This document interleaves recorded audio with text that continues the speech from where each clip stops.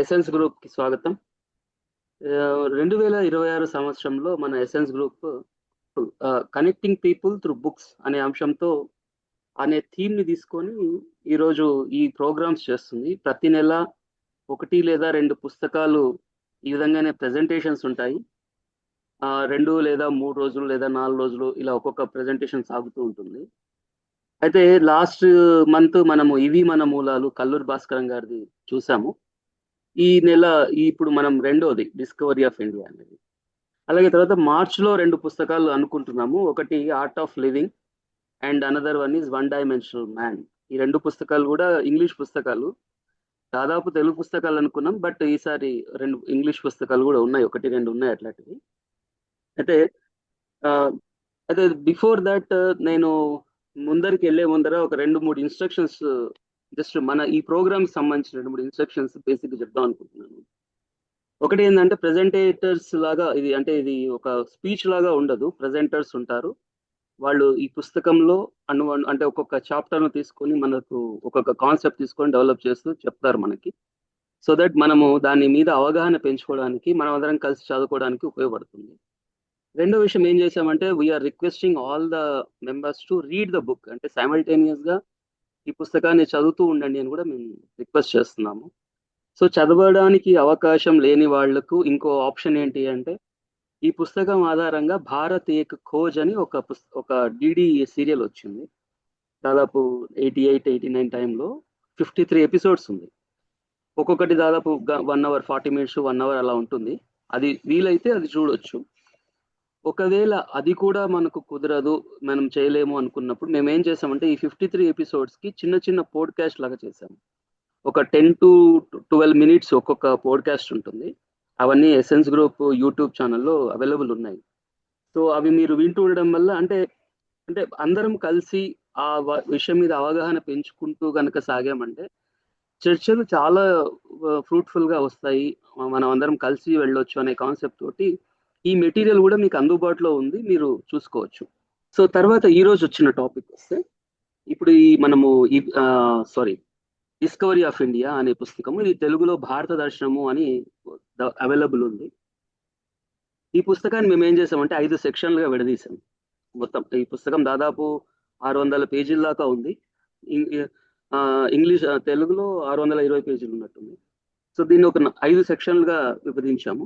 దీంట్లో ముఖ్యంగా నెహ్రూ గారు సంస్కృతి, చరిత్ర, రాజకీయాలు, భారతదేశ భవిష్యత్తు, ఇలా ఈ 4 అంశాల చుట్టూ ఈ పుస్తకంలో దాదాపు ఈ 4 అంశాల చుట్టూ విస్తృతంగా చర్చ జరుగుతూ ఉంటుంది అనమాట. ఆయన దాన్ని చర్చిస్తూ వెళ్తుంటారు.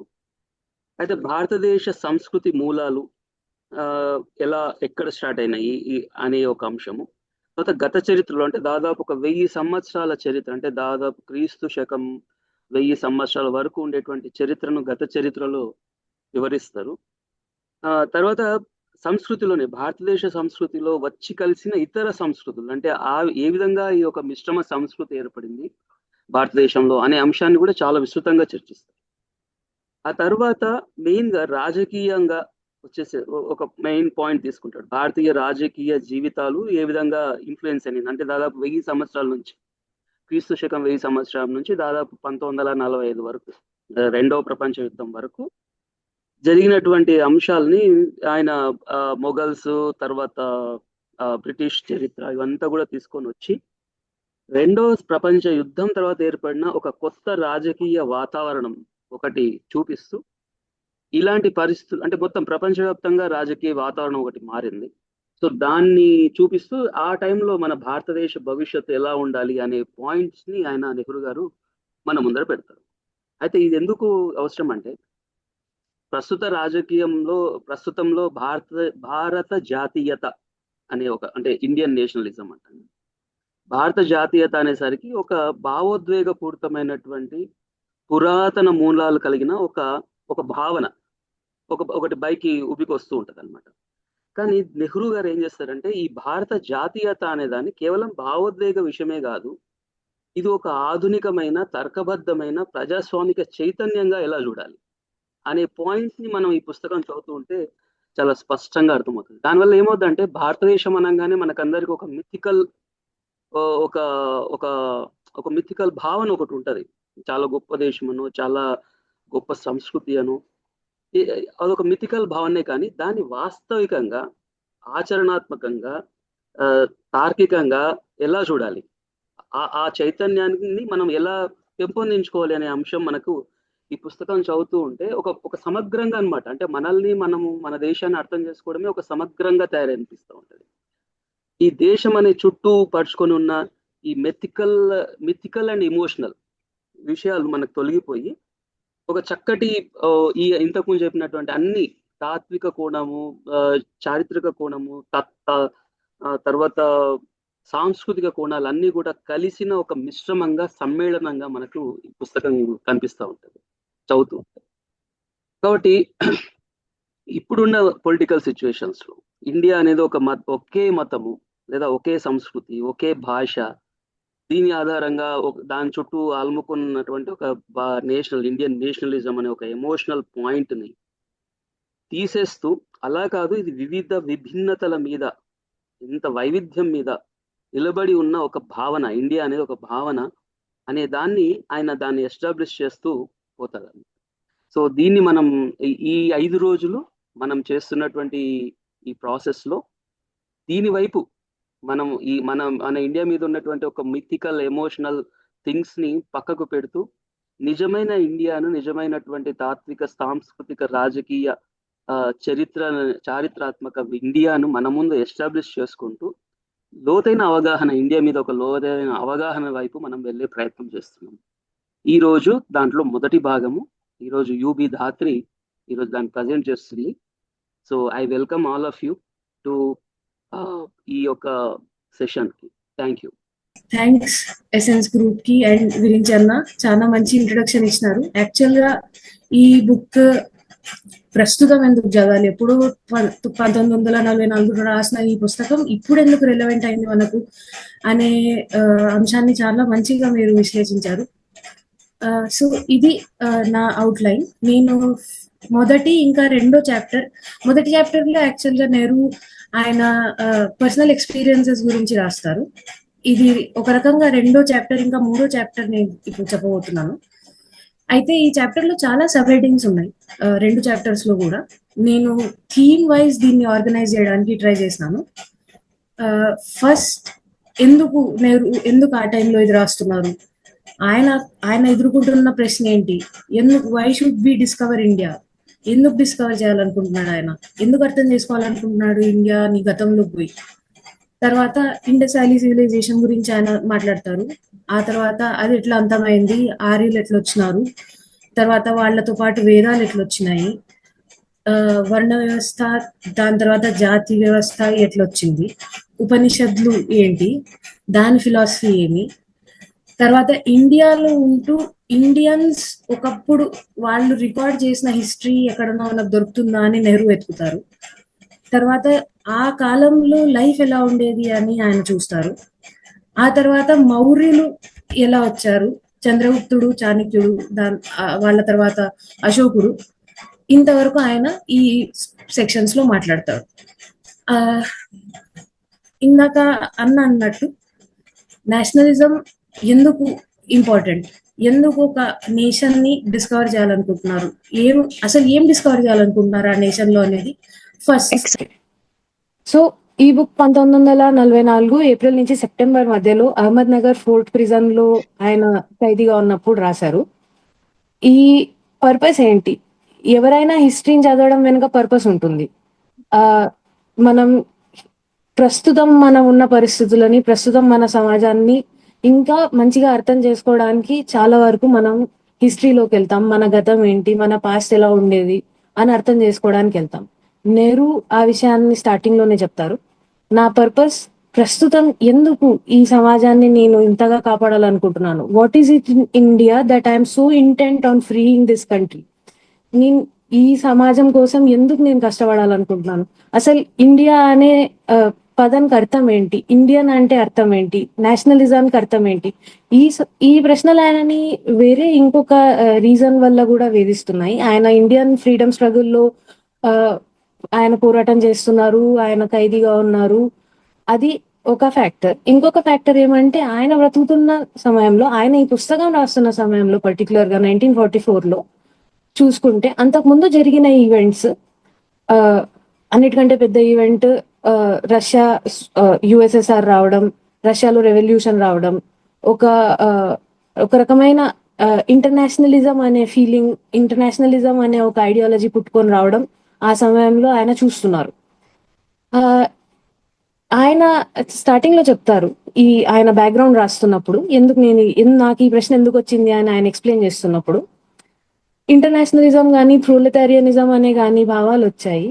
అయితే ఆ భావాలని పాటిస్తున్నవారు, ఆ భావాలు ఉన్నవారు నేషనలిజం అనే దాన్ని చిన్న చూపుతో చూస్తారు, అది బ్యాక్వర్డ్ అని అనుకుంటారు. India is a backward country అని వాళ్ళు ఫీల్ అవుతారు. ఎందుకంటే నేషనల్ స్ట్రగుల్ కోసం వీళ్ళు ఇంకా పోరాడుతున్నారు, వీళ్ళు ఇంకా ఇంటర్నేషనలిజం ప్రొలెటారియనిజం అనే భావాల వరకు వీళ్ళు ఇంకా రాలేదు, వీళ్ళు ఇంకా ప్రోగ్రెస్ అవ్వలేదు అన్నట్టు చూస్తారు. అయితే ఆయన ఆయన ఒక క్వశ్చన్ వేస్తారు, 4000 సంవత్సరాలు 5000 సంవత్సరాల నుంచి ఒక సివిలైజేషనల్ ఐడియా, ఒక ఇమాజిన్డ్ కమ్యూనిటీ, ఒక నేషన్ అనే ఒక భావన కంటిన్యూ అవుతూ వస్తుంది. అది ఇన్ని వేల ఏండ్లు అది ఒకవేళ ఎండ్యూర్ అయ్యింది అంటే దాని వెనుక కారణం ఏమి, దానికి స్ట్రెంగ్త్ కానీ దాని ఎండ్యూరెన్స్ కానీ ఎక్కడి నుంచి వస్తుంది?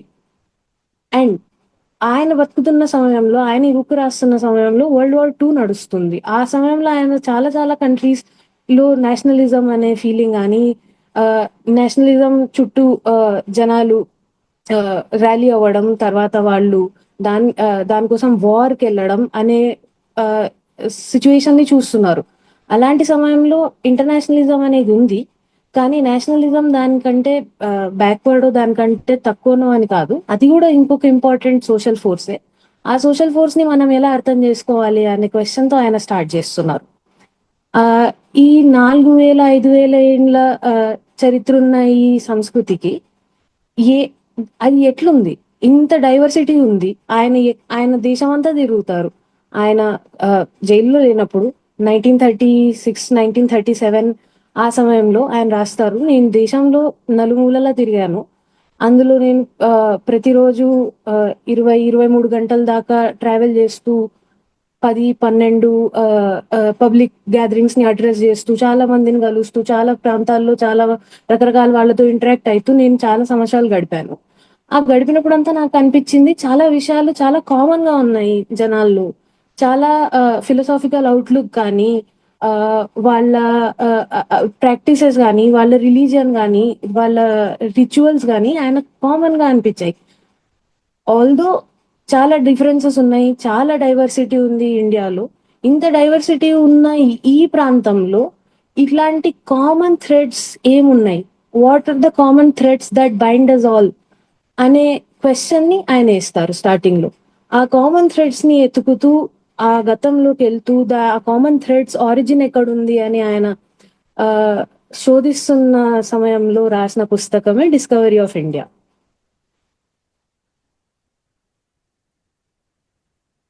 ఫస్ట్ ఆయన ఇండస్ వ్యాలీ సివిలైజేషన్ గురించి రాస్తారు. విగించి ఇంట్రొడక్షన్ లో భారత్ ఏక్ ఖోజ్ డాక్యుమెంటరీ గురించి మాట్లాడినారు. యాక్చువల్ గా ఈ బుక్ చదువుతున్నప్పుడు అనిపిస్తుంది ఏమంటే చాలా మంది చాలా మంచి పుస్తకాలు రాసినారు, కానీ ఈ పుస్తకం మీద పర్టికులర్ గా డాక్యుమెంటరీ తీయాలనే ఐడియా శ్యామ్ బెనగల్ కి కానీ ఎటువంటి డైరెక్టర్ కి కానీ ఎందుకు వచ్చింది అని ఈ పుస్తకం చదువుతున్నప్పుడు అనిపిస్తుంది. యాక్చువల్ గా ఎవరో ఒక డాక్యుమెంటరీ కోసమే స్క్రిప్ట్ రాసినట్టు పుస్తకం రాసినారు అని. అట్లీస్ట్ ఫస్ట్ చాప్టర్స్ లో ఆయన ఒక 4000-5000 ఏళ్ల క్రితం జరిగిన ఈవెంట్స్ ని, అప్పుడున్న లైఫ్ ని డిస్క్రైబ్ చేస్తుంటారు.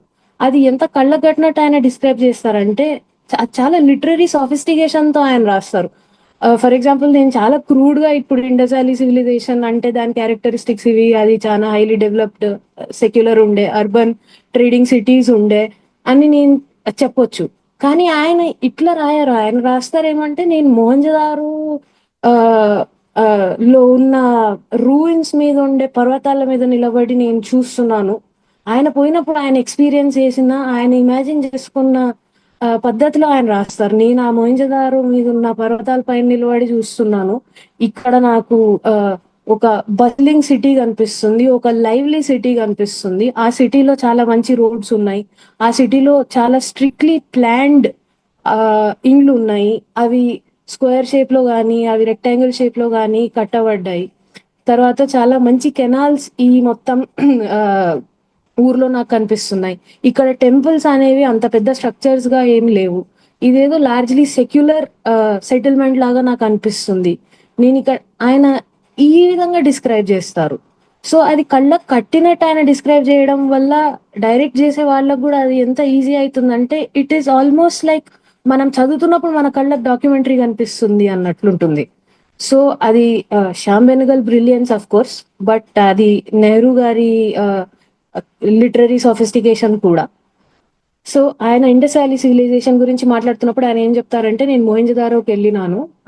నేను first time Mohenjodaro archaeological excavations జరిగినప్పుడు అక్కడికి వెళ్ళి చూసినాను. చాలా వెల్ ప్రిజర్వ్డ్ అక్కడ తవ్వబడినవన్నీ, అక్కడ ఉన్న సిటీస్ కానీ, అక్కడ ఉన్న స్ట్రక్చర్స్ కానీ, అక్కడ ఆ సిటీ కానీ అందులో ఉన్న స్ట్రక్చర్స్ కానీ.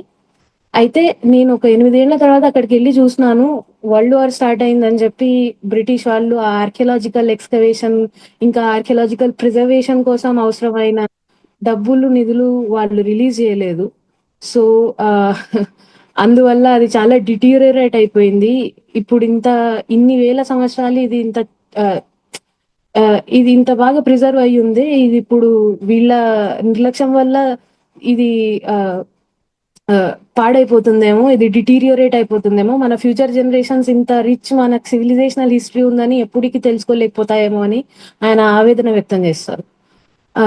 సో ఆయన ఇండస్ వ్యాలీ సివిలైజేషన్ గురించి మాట్లాడుతున్నప్పుడు ఆయన రకరకాల క్యారెక్టరిస్టిక్స్ గురించి మాట్లాడతారు. ఇప్పుడు నేను చెప్పినట్లు అది హైలీ డెవలప్డ్ ఒక ఎక్స్ప్లిసిట్ గా రిలీజియస్ స్ట్రక్చర్స్ ఏమీ లేని ఒక ఊరు గురించి మాట్లాడుతున్నారు. ఆయన మొహంజదారో సిటీ గురించి మాట్లాడుతున్నారు. అది ఒక అర్బన్ ట్రేడింగ్ సెంటర్. అందులో అమ్యూనిటీస్ ఉన్నాయి, అందులో ఇండ్లు ఉన్నాయి, డబుల్ స్టోరీడ్ హౌసెస్ ఉన్నాయి, బ్రిక్స్ తో కట్టారు. తర్వాత అక్కడ ఒక ప్రాస్పెరస్ ట్రేడ్ ఉంది. ఆ ట్రేడ్ జస్ట్ రివర్స్ లో జరిగే ఇన్లాండ్ ట్రేడ్ మాత్రమే కాదు, అది సీ రూట్స్ లో జరుగుతున్న ఫారెన్ ల్యాండ్స్ కి వెళ్తున్న ట్రేడ్. ఫారెన్ ల్యాండ్స్ నుంచి మొహెంజదారోకి చాలా రకాల ఆర్టిఫాక్ట్స్ వస్తున్నాయి. మొహెంజదారో నుంచి వేరే కంట్రీస్ కి ఆర్టిఫాక్ట్స్ వెళ్తున్నాయి. ఆ టైంలో కాంటెంపరీ సివిలైజేషన్స్, సుమేరియన్ నాగరికత కూడా మొహెంజదారో ఇంకా హరప్పన్ ఇండస్ వ్యాలీ సివిలైజేషన్ తో సంబంధం ఉంది అని ఆయన రాస్తారు. అయితే దుర్భాగ్యవశాత్తు ఈ ఇండస్ వ్యాలీ సివిలైజేషన్ ఎంత గ్లోరియస్ గా ఉన్నా క్లైమేట్ ఇంకా నేచర్ అనే డివాస్టేటింగ్ ఫోర్సెస్ దాని అంతానికి దారితీస్తాయి. రీజనల్ క్లైమేట్ చేంజ్ జరగడం, అక్కడ ఫ్రీక్వెంట్ ఫ్లడ్స్ రావడం, సింధు నది నాగరికత కాబట్టి సింధు నది ఫ్రీక్వెంట్ ఫ్లడింగ్ కి ప్రోన్ కాబట్టి అక్కడ ఫ్లడ్స్ రావడము, అదే సమయంలో అక్కడ డెజర్టిఫికేషన్ జరగడం అనే ఇలాంటి రీజనల్ క్లైమేట్ చేంజ్ వల్ల అక్కడ ఉంటున్న జనాలు, ఆ నాగరికత అక్కడితో ఎండ్ అయిపోతుందని ఆయన చెప్తారు. దీని తర్వాత ఆయన ఆర్యన్స్ ఇంకా వాళ్ళ వేదాస్ కి వస్తారు.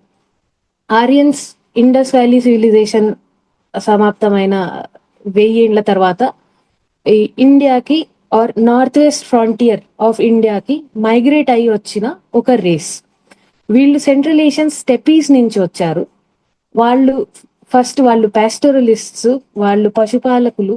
దాని తర్వాత వాళ్ళు అగ్రికల్చర్ లోకి వచ్చారు ఇక్కడ సెటిల్ అయ్యాక. అయితే వాళ్ళ సెటిల్మెంట్ అనేది, వాళ్ళ మైగ్రేషన్ అనేది ఇట్స్ అ మిక్స్డ్ బ్యాగ్. ఎందుకంటే వాళ్ళు కొన్నిసార్లు చాలా హాస్టైల్ గా ఇంకా అగ్రెసివ్ గా ఇక్కడ ఉంటున్న నేటివ్ ఇన్హాబిటెంట్స్ తో ఇంటరాక్ట్ అయ్యారు, వాళ్ళని కాంకర్ చేసుకున్నారు, వాళ్ళ మీద వీళ్ళు బలం చూపించారు. అయితే వాళ్ళు ఒకసారి వచ్చి, సో ఆర్యన్ మైగ్రేషన్ వేరే, ఆర్యన్ ఇన్వేజన్ థియరీ వేరే.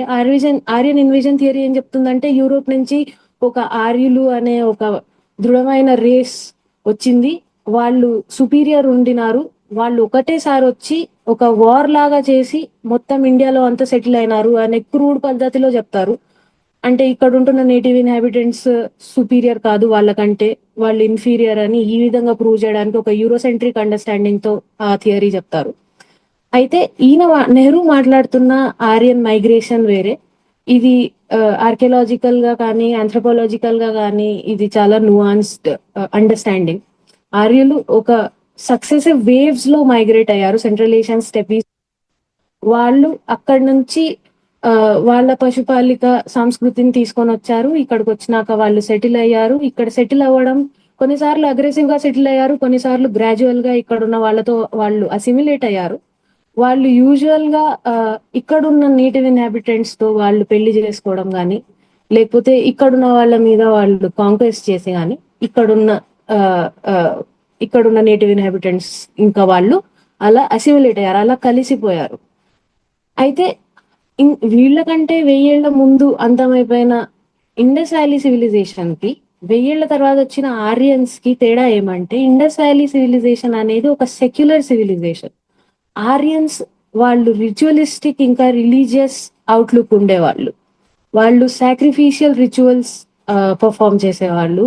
వాళ్ళ బలి ఇవ్వడం అనేది వాళ్ళకి చాలా సెంట్రల్ వాళ్ళ జీవితంలో. ఫర్ ఎగ్జాంపుల్ మన అశ్వమేధ యాగం ఏదైతే ఉందో అది ఆర్యుల వల్ల మనకు తెలిసింది, మన సంస్కృతిలో పార్ట్ అయింది అది. వాళ్ళు ఇంద్రదేవుడిని పూజిస్తారు. వాళ్ళకి ఫైర్ అనేది వాళ్ళకి చాలా ఇంపార్టెంట్ ఎలిమెంట్ వాళ్ళ రిచువల్స్ లో. సో ఆర్యులు వాళ్ళు తెచ్చిన వేదాల గురించి ఈ విధంగా నెహ్రూ చెప్తారు. అయితే వాళ్ళు కంపైల్ చేసిన వేదాల్లో అన్నిటికంటే పురాతనమైంది ఋగ్వేదం. ఋగ్వేదం ని సో నెహ్రూ హిస్టరీని కానీ, లేకపోతే మన పురాతనమైన నాగరికతలకు సంబంధించిన ఏ విషయాలనైనా కానీ, మన మైథాలజీస్ ని కానీ, మన ఎపిక్స్ ని కానీ ఒక ఆబ్జెక్టివ్ మోడర్న్ రేషనలిస్ట్ పర్స్పెక్టివ్ తో ఆయన అప్రోచ్ అవుతారు. ఆయన చాలా చోట్ల మాటి మాటికి ఇది రాస్తారనమాట బుక్ లో. ఏమంటే మనం క్రిటికల్ గా చూడాలి మన హిస్టరీని. మనం ఒక ఆబ్జెక్టివ్ మోడర్న్ ఫ్రేమ్వర్క్ తో మనం హిస్టరీని చూడాలి. నాకు ఋగ్వేదంలో ఏమి సీక్రెట్ ఏం కాదు. Nehru sees it as an unfolding of the human mind in the earliest stages of thought. ఆ సమయంలో ఉంటున్న వాళ్ళు నేచర్ ని చూసి ఏ విధంగా ఆశ్చర్యపడినారు, ఏ విధంగా వాళ్ళ ఆశ్చర్యాన్ని వ్యక్తం చేసినారు, వాళ్ళు చూస్తున్న న్యాచురల్ ఎలిమెంట్స్ ని కానీ, వాళ్ళు చూస్తున్న కొత్త చేంజెస్ ని కానీ వాళ్ళు ఆ సమయానికి వాళ్ళు ఎలా అర్థం చేసుకున్నారు అనే ఒక ఫ్యాసినేటింగ్ అకౌంట్ ఆయనకు ఋగ్వేద అనేది. అదొక రిచువల్స్ ని చెప్పే ఒక సీక్రెట్ బుక్ కాదు. అదేదో మన సనాతన ధర్మానికి మూలమైన అన్నిటికంటే పురాతనమైన ఒక రివెలేషన్ కాదు. ఎవరో దేవుడు వచ్చి అది చెప్పారనో, లేకపోతే మన రిలీజన్ కి అది చాలా ఇంపార్టెంట్ అనో నెహ్రూ దాన్ని ఇంపార్టెంట్ గా ట్రీట్ చేయరు. ఇది అన్నిటికంటే పురాతనమైన ఒక కాంపైలేషన్. ఆ సమయంలో ఏం జరుగుతుంది, ఆ సమయంలో జరుగుతున్న విషయాల్ని అప్పుడున్న వాళ్ళు ఎలా అర్థం చేసుకున్నారు, ఆ సమాజాలు ఎలా అభివృద్ధి చెందాయి అనే ఒక కోణంతో నెహ్రూ ఆలోచిస్తారు. అయితే ఆయన అర్థం చేసుకుంటున్నప్పుడు ఈ పీరియడ్ హిస్టరీని ఆయన ఒక ఇంట్రెస్టింగ్ క్వశ్చన్ ఇస్తారు. ఆయన ఏమంటారంటే వేదిక్ పీరియడ్ లో కానీ, అంతకు ఆ తర్వాత వచ్చిన చాలా రకాల పీరియడ్స్ లో కానీ చాలా ఫారెన్ రేసెస్ వాళ్ళు ఇండియాలోకి వస్తారు. ఇరానియన్లు, గ్రీక్లు, సిథియన్లు, హూన్లు, యహూదులు, తర్వాత ముస్లిమ్స్, టర్కిష్ ట్రైబ్స్, క్రిస్టియన్స్, ఇలాంటి రకరకాల గ్రూప్స్, ఇలాంటి రకరకాల రేసెస్, కల్చర్స్ ఇండియా అనే ఒక జియోగ్రఫీలోకి వస్తాయి. ఇక్కడున్న ఎగ్జిస్టింగ్ సివిలైజేషన్ తో కానీ, ఇక్కడున్న ఎగ్జిస్టింగ్ కల్చర్ తో కానీ అవి ఇంటరాక్ట్ అవుతాయి. అవన్నీ అవన్నీ వచ్చినప్పుడు వెంటనే యాక్సెప్ట్ చేసింది ఇండియన్ కల్చర్, ఇక్కడున్న కల్చర్ అని ఆయన అన్నారు. అవి వచ్చినప్పుడు దాంట్లో ఛాలెంజ్ చేశారు, కానీ అవి గ్రాడ్యువల్ గా దాంట్లో యాక్సెప్ట్ కూడా చేశారు. ఇక్కడున్న కల్చర్ వచ్చిన ఫారెన్ ఇంకా కొత్త కల్చర్స్ ని యాక్సెప్ట్ చేశాయి, దాన్ని ఛాలెంజ్ చేశాయి, దాంతో డిబేట్ చేశాయి, కానీ దాన్ని యాక్సెప్ట్ చేశాయి. ఈ కాన్స్టెంట్ సింథసిస్ ఇంకా absorption of variety of cultures, ఇది ఆయనకు ఒక ఫండమెంటల్ థ్రెడ్ లాగా అనిపిస్తుంది. This is a fundamental thread that unites India, that unites the divorce life that is present in India అని నెహ్రూ అనుకుంటారు. ఇలా అంటే ఆయన టాలరెన్స్ అనే వాల్యూ కానీ, లేకపోతే లివ్ అండ్ లెట్ లివ్ అనే ఫిలాసఫీని కానీ ఇండియన్ ఫిలాసాఫికల్ అవుట్లుక్ లో ఆయన ప్లేస్ చేస్తారు. ఇది మనకి ఎక్కడి నుంచి వచ్చింది అని ఆయన ఎత్తుకుంటూ పోతే ఆయన డిస్కవర్ చేసే first common thread unifying India is this constant synthesis and absorption of a variety of cultures. అయితే ఆర్యులు వాళ్ళ కల్చర్ తో ఇండియాకు ఐ మీన్ ఇండియా అనేది ఒక జియోగ్రఫికల్ టర్మ్ అనుకోండి, ఇండియా అనేది ఒక కల్చరల్ టర్మ్ ఆర్ నేషనల్ ఒక నేషన్ అనుకోండి. ఆర్యులు ఈ ప్రావిన్స్ కి వచ్చినప్పుడు ఇక్కడ ఉన్న వారితో ఇంటరాక్ట్ అయ్యి ఇక్కడ వాళ్ళు సెటిల్ అయ్యి ఇక్కడ వాళ్ళ కల్చర్ ఫ్లరిష్ అవుతున్న సమయంలో ఏం జరిగింది? వేదాల గురించి ఇందాక మాట్లాడుకున్నాము. అయితే ఇప్పుడు ఇంకొక ఇంపార్టెంట్ సోషలాజికల్ ఇన్స్టిట్యూషన్ ఒకటి వస్తుంది, అదే కాస్ట్. అది రెండో థ్రెడ్ లాగా నెహ్రూ చూస్తారు. అయితే ఫస్ట్ ది ఎలా అయితే ఒక పాజిటివ్ లైట్ లో ఆయన చూస్తారో, కాస్ట్ అనేది ఆయన పాజిటివ్ లైట్ లో చూడరు. ఎందుకంటే అది ఒక 2000-3000 ఏండ్ల నుంచి ఇండియాలో సర్వైవ్ అవుతున్న ఒక హైరార్కికల్ సిస్టమ్. అది ఎక్స్క్లూడ్ చేస్తుంది చాలా మందిని, అది చాలా మందిని సఫర్ అయ్యేలా చేస్తుంది. ఇది మోడర్న్ కాదు, ఇది అసలు ఇన్ని వేల ఏండ్లు ఎట్లా ఇది పర్సిస్ట్ అయింది అని ఆయన క్వశ్చన్ కూడా వేస్తారు, ఆయన బాధ కూడా పడతారు. ఇది మోడర్నిటీ ఒకవేళ వస్తే మన సమాజంలో, మన కంట్రీలో ఈ కాస్ట్ అనేది అన్నిటికంటే ఫస్ట్ తొలగించిపోతుంది అని ఆయన అనుకుంటారు. అయితే ఆయన ఒక చాలా మంచి కాంట్రడిక్షన్ ని ఇక్కడ హైలైట్ చేస్తారు. ఆయన ఆన్సర్స్ కోసం వెతుకుతున్నారు, ఆయన పాస్ట్ లోకి వెళ్ళి మన ప్రెసెంట్ ఉన్న సమాజాన్ని అర్థం చేసుకోవాలనుకుంటున్నారు. అయితే ఆయన ఆన్సర్స్ ఈజీ ఆన్సర్స్ ఎత్తుకోవాలనుకోవడం లేదు. ఆయన పాస్ట్ లోకి వెళ్ళినప్పుడు ఆయన చాలా రకాల ప్రశ్నలు వస్తాయి, చాలా రకాల కాంట్రడిక్షన్స్ ఆయనకు కనిపిస్తాయి. ఆ కాంట్రడిక్షన్స్ అన్నిటిని ఆయన తొలగించి ఒక smooth free flowing history of India రాయరు ఆయన. ఆయన అనుకుంటే ఆయన చాలా ఫ్యాక్ట్స్ ని రాయకుండా, చాలా కాంట్రడిక్షన్స్ ని మనకు చూపించకుండా ఒక సాఫ్ట్ ఒక మంచి ఒక ఫ్రీ ఫ్లోయింగ్ హిస్టరీని మనం చూపించవచ్చు. ఫస్ట్ ఇండస్ వ్యాలీ ఉండే తర్వాత చేసి ఒక మంచి హిస్టరీ మనకు రాసి చూపించిండొచ్చు. అయితే ఆయన కాంట్రడిక్షన్స్ ని కూడా చూపిస్తారు. ఫర్ ఎగ్జాంపుల్, ఒక సొసైటీలో ఇందాకే మనం మాట్లాడుకున్నాం, ఇరానియన్లు, హూన్లు, క్రిస్టియన్స్, యహూదులు ఇలాంటి రకరకాల races, communities, groups of people వచ్చారు. వాళ్ళందరితో ఇక్కడున్న కల్చర్స్ డిబేట్ చేశాయి, ఛాలెంజ్ చేశాయి. అయితే ఒక రకమైన టాలరెన్స్ డెవలప్ చేసుకొని ఇంక్లూజివ్ గా తయారయ్యాయి. అవన్నిటిని అసిమిలేట్ చేసుకున్నాయి మన కల్చర్ లో. అయితే ఒక పక్కన ఇది జరుగుతున్నప్పుడు, ఒక పక్కన ఇంత టాలరెన్స్ ఇంకా ఇంక్లూజివిటీ అనే వాల్యూస్ ఉన్నప్పుడు అదే సమయంలో ఒక hierarchical exclusive internal social order ఎట్లొచ్చింది? కాస్ట్ అనేది అంత రిజిడ్ గా ఎలా మారింది? అంత రిజిడ్ గా మారిన తర్వాత కూడా ఇన్ని సంవత్సరాలు, ఇన్ని వేలేండ్లు అది ఎట్లా కంటిన్యూ అవుతుంది అనే క్వశ్చన్ ఆయన అడుగుతారు. ఆయన ఈ కాంట్రడిక్షన్ కి ఆయన దగ్గర ఏమి ఈజీ ఆన్సర్ లేదు. అయితే కాస్ట్ అనే సిస్టమ్ అనే సోషల్ ఆర్డర్ ఎట్లా ఎమర్జ్ అయింది అని ఆయన ఆలోచిస్తున్నప్పుడు ఆయనకు తట్టిన జవాబు ఏమంటే, ఆర్యులు వాళ్ళతో పాటు ఆర్యులు ఇక్కడికి వచ్చినప్పుడు వాళ్ళు ఇక్కడున్న నేటివ్ ఇన్హాబిటెంట్స్ ని సబ్జుగేట్ చేసినప్పుడు, వాళ్ళ మీద కాంక్వెస్ట్ చేసినప్పుడు వాళ్ళు ఎదుర్కొన్న సమస్య ఏమంటే, ఇప్పుడు రకరకాల గ్రూప్స్ అన్ని ఒకే చోటు ఉన్నాయి and they have to co exist. ఆ సోషల్ ఆర్గనైజేషన్ ఎలా ఉండాలి, ఆ సోషల్ ఆర్డర్ ఎలా ఉండాలి అనే సవాల్కు వాళ్ళు జవాబు ఎత్తుకుతున్నప్పుడు వాళ్ళకి దొరికింది ఈ ఒక రకమైన వర్ణ, ఇంకా division of labour and labourers అని మనం అనుకోవచ్చు అని ఆయన చెప్తారు. Cost as a social order అలా ఎమర్జ్ అయింది అంటారు. ఈ సోషల్ ఆర్గనైజేషన్ నెహ్రూ ఏమంటారంటే, మొదట్లో ఇలా విభిన్నమైన సమూహాలను ఒకే చోట బతకడానికి ఎట్లా మనం ఒకే చోట బతకాలంటే ఎలా ఉండాలి, సోషల్ ఆర్డర్ అనే ఇమాజినేషన్ లో నుంచి ఇది బయటకు వచ్చింది. అయితే ఓవర్ ద టైం ఇది డిటీరియోరేట్ అయ్యి ఒక రిజిడ్ కాస్ట్ బేస్డ్ హైరార్కీగా మారింది అని ఆయన అంటారు. అయితే ఇంకొక ఇంట్రెస్టింగ్ పాయింట్ ఏమంటే, ఆరియన్స్ ఆల్దో వాళ్ళు పశుపాలన చేసేవాళ్ళు, అయితే ఇక్కడికి వచ్చి సెటిల్ అయిన తర్వాత వాళ్ళు అగ్రికల్చరలిస్ట్స్ గా కూడా మారారు. అండ్ వాళ్ళు ఇండియాకి మైగ్రేట్ అవ్వక ముందే వాళ్ళలో ఒక ఇంటర్నల్ హైరార్కీ ఉండేది.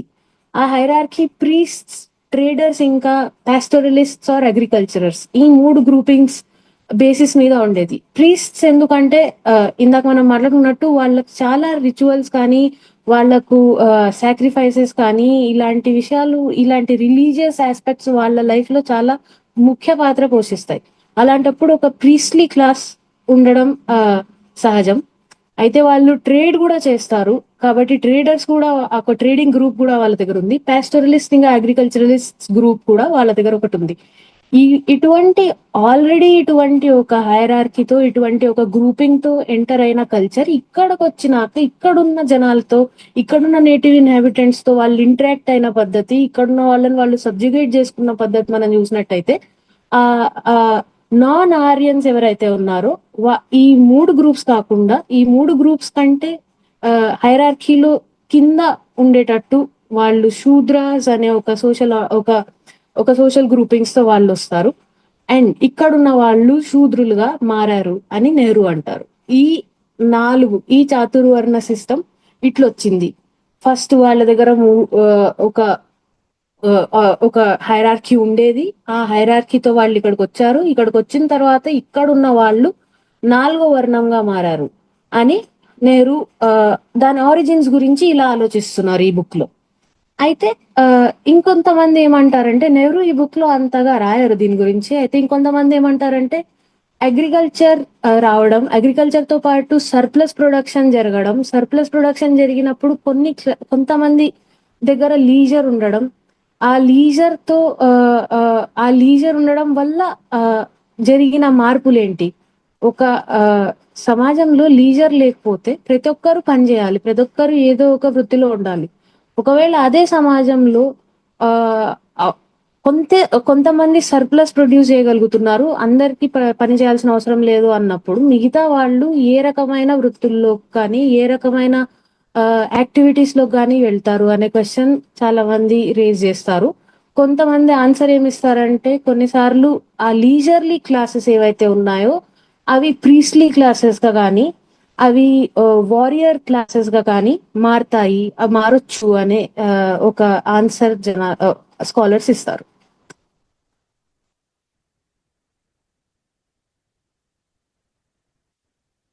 అయితే ఆ ఈ ఈవెంట్స్ జరుగుతున్న సమయంలో ఇండస్ వ్యాలీ సివిలైజేషన్ అంతమైపోవడం, దాని తర్వాత 1000 ఏళ్లకు ఆర్యులు రావడం, వాళ్ళతో పాటు వాళ్ళు వేదాలను తీసుకొని రావడం, వాళ్ళు వేదాలని డెవలప్ చేయడం ఇక్కడికి వచ్చినాక, తర్వాత ఒక కాస్ట్ సిస్టమ్ ఎమర్జ్ కావడం, ఈ డెవలప్మెంట్స్ జరిగినాక మనకు ఇండియన్ హిస్టరీలో కనిపించేది ఉపనిషత్తులు రావడం, ఆ ఉపనిషత్తులతో పాటు ఒక స్పెక్యులేటివ్ ఫిలాసఫీ డెవలప్ కావడం.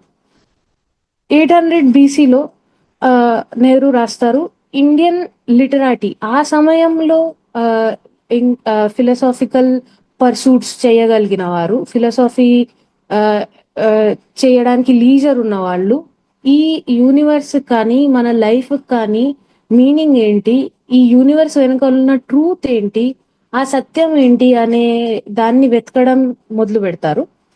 ఈ ఫిలసాఫికల్ సర్చ్ ని వాళ్ళు ఉపనిషత్స్ లో రాశారు అని నెహ్రూ స్టార్ట్ చేస్తారు. అయితే వేదాలకు ఉపనిషత్తులకు ఆయన తేడా ఏం చెప్తారంటే, వేదాలు రిలీజియస్ కంటెంట్ ఉంటాయి వేదాల్లో, అయితే ఉపనిషత్తుల్లో ఫిలసాఫికల్ కంటెంట్ ఉంటుంది. నాలెడ్జ్ అనేది చాలా ఇంపార్టెంట్ అవుతుంది. అదే ప్రకారంగా నాలెడ్జ్ ఇంపార్టెంట్ అయ్యిందంటే మన మైండ్ కానీ, మన సోల్ కానీ, ఒక ఇండివిజువల్ మైండ్, ఒక ఇండివిజువల్ సోల్ కూడా అంతే ఇంపార్టెంట్ అవుతుంది. ఉపనిషత్తులు వేదాల్లో వేసిన ప్రశ్నలు, వేదాలు లేవనెత్తే ప్రశ్నలను కానీ, వేదాల్లో రాస్తున్న విషయాలను కానీ, వేదాలు ఇచ్చే జవాబులను కానీ, ఇటువంటి అన్ని విషయాల మీద ఫిలసాఫికల్ ఇంటర్ప్రిటేషన్స్ చేయడం ఉపనిషత్తుల్లో మనకు కనిపిస్తుంది. అయితే నెహ్రూ 2 విషయాలు చెప్తారు. ఒకటి, ఇది చాలా మంచి, ఒక రకంగా ఒక కోణంలో చూస్తే ఇది చాలా మంచి డెవలప్మెంట్ అంటారు ఆయన. ప్రతిదాన్ని క్వశ్చన్ చేయడం, ఫిలసాఫికల్ గా దాని గురించి ఆలోచించడం, మన ఆత్మ కానీ, మన సెల్ఫ్ కానీ, మన మైండ్ కానీ, మన యూనివర్స్ కానీ, ఈ విషయాలన్నిటి వెనక ఏముంది, ఏదన్నా యూనివర్సల్ ట్రూత్ ఉందా, ఏదన్నా సత్యం ఉందా, దాన్ని మనం ఎలా రీచ్ అవ్వగలం అనే ఫిలసాఫికల్ క్వశ్చన్స్ ఆయన ఇంపార్టెంట్ అంటారు. అండ్ అవి చాలా మంచి ఇంటెలెక్చువల్ అచీవ్మెంట్స్ అంటారు. రకరకాల పర్స్పెక్టివ్స్ కి దాని టాలరెన్స్ వచ్చింది ఇటువంటి ఇంటర్ప్రిటేషన్స్ రావడం వల్ల. ప్రతి ఉపనిషత్తులో ఒక విధంగా ఇంటర్ప్రిట్ చేస్తారు, అయితే అవన్నీ కో ఎగ్జిస్ట్ అవ్వాలి సమాజంలో, అంటే టాలరెన్స్ అనే వాల్యూ ఉండాలి. అండ్ కల్చరల్ గా కూడా క్రియేటివ్ గా మారారు మన యాన్సెస్టర్స్ అని ఆయన చెప్తారు. అయితే ఈ ఇండివిజువలిస్టిక్ ఫిలాసఫీ, ఇండివిజువలిస్టిక్ ఆయన ఎందుకు అంటున్నారంటే, ఈ ఉపనిషత్తుల్లో లేవనెత్తే ప్రశ్నలు ఏవైతే ఉన్నాయో అవి individual mind, individual soul, self, ఇంకా individual connection with the universe అనే క్వశ్చన్స్ మీద వాళ్ళు ఫోకస్ చేస్తారు. మొత్తం సొసైటీ గురించి ఆలోచించే వాళ్ళు ఇప్పుడు ఎవరు లేకుండా పోయారు. ఇండివిజువలిస్టిక్ ఫిలాసఫీ వచ్చింది. అండ్ ఇండివిజువలిస్టిక్ ఫిలాసఫీతో పాటు ఆయన ఏమంటారంటే ప్రతి ఒక్కరు వాళ్ళ గురించి మాత్రమే, ఆర్ వాళ్ళ నేరో గ్రూప్స్ గురించి, ఆర్ వాళ్ళ వాళ్ళ కాస్ట్స్ గురించి, వాళ్ళ జాతిలో వాళ్ళ సమూహాల గురించి మాత్రమే ఆలోచిస్తున్నారు. వాళ్ళు రెస్ట్రిక్ట్ అయింది వాళ్ళ వరల్డ్ వ్యూ ఉపనిషత్తులు రావడం వల్ల అని ఆయన అంటారు.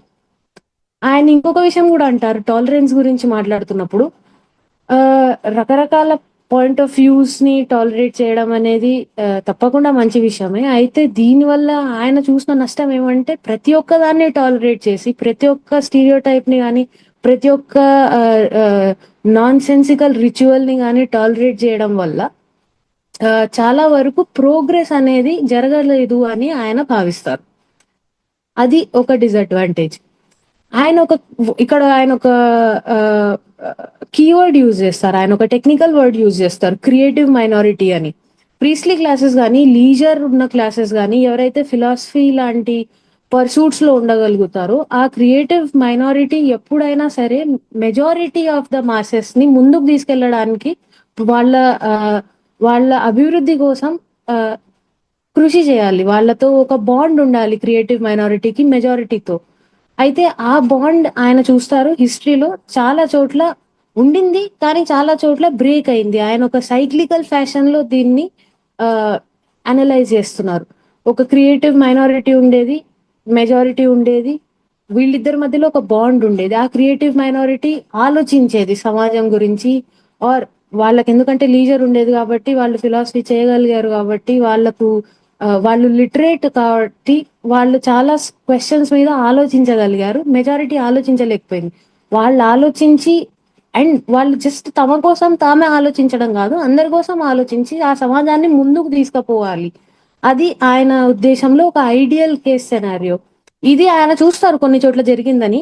అయితే ఫర్ ఎగ్జాంపుల్ ఇప్పుడు ఇండివిజువలిస్టిక్ ఫిలాసఫీ రావడం, ఉపనిషత్తులు రావడం అనేది ఆయన ఈ క్రియేటివ్ మైనారిటీ ఇంకా మెజారిటీ మధ్యలో ఉండే బాండ్ బ్రేక్ అయిపోవడం లాగా ఆయన భావిస్తారు. ఎందుకంటే ఇప్పుడు సమాజం గురించి మిగిలిన జనాల గురించి ఆలోచించే వారు ఎవరు లేరు.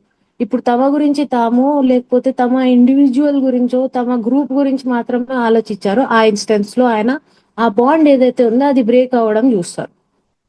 ఇందాక నేను చెప్పినట్టు ప్రతి ఒక్క విషయాన్ని టాలరేట్ చేయడం వల్ల ప్యూరిటానికల్ రిలీజన్ అనేది వచ్చింది. అది దానికి ఒక బూస్ట్ దక్కింది. అండ్ ప్రీస్లీ క్లాస్ ఏదైతే ఉందో ఆ సమయంలో వాళ్ళు మాసెస్ ని ఒక రకంగా మాసెస్ ని వాళ్ళు మోసం చేశారు.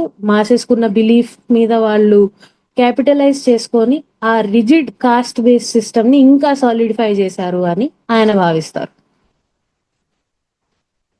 Searching for history in India of India, దీని గురించి ఆయన మధ్యలో ఏమంటారంటే ఇండియా హిస్టరీ నేను చదువుతున్నప్పుడు నాకు చాలా బాధ వేస్తుంది. ఆ బాధ ఏమంటే గ్రీక్ హిస్టరీ కానీ, రోమన్ హిస్టరీ కానీ, ఈజిప్షియన్ హిస్టరీ గురించి ఆయన చాలా చెప్తారు. ఈజిప్షియన్ హిస్టరీ కానీ ఏ విధంగా అయితే ఆ సమయంలోనే ఉన్న వాళ్ళు అప్పుడు జరుగుతున్న విషయాల్ని హిస్టారికల్ గా రికార్డ్ చేశారో, అక్యురేట్ గా ఫ్యాక్ట్స్ అని రికార్డ్ చేశారో అట్లా ఇండియాలో జరగలేదు. అట్లా హిస్టరీ అనే ఒక డిసిప్లిన్ కానీ హిస్టరీ అనే ఒక పర్సూట్ కానీ ఇండియాలో లేదు. అలా లేకపోవడం వల్ల చాలా ఫ్యాక్ట్స్ మనం పిన్ పాయింట్ చేసి చెప్పలేకపోతాం. అంటే రామాయణం ఎప్పుడు రాశారు మనం ఎగ్జాక్ట్ గా చెప్పలేం. ఒడిసీ ఎప్పుడు రాశారు గ్రీస్ లో అంటే మనం ఎగ్జాక్ట్ గా చెప్పగలం.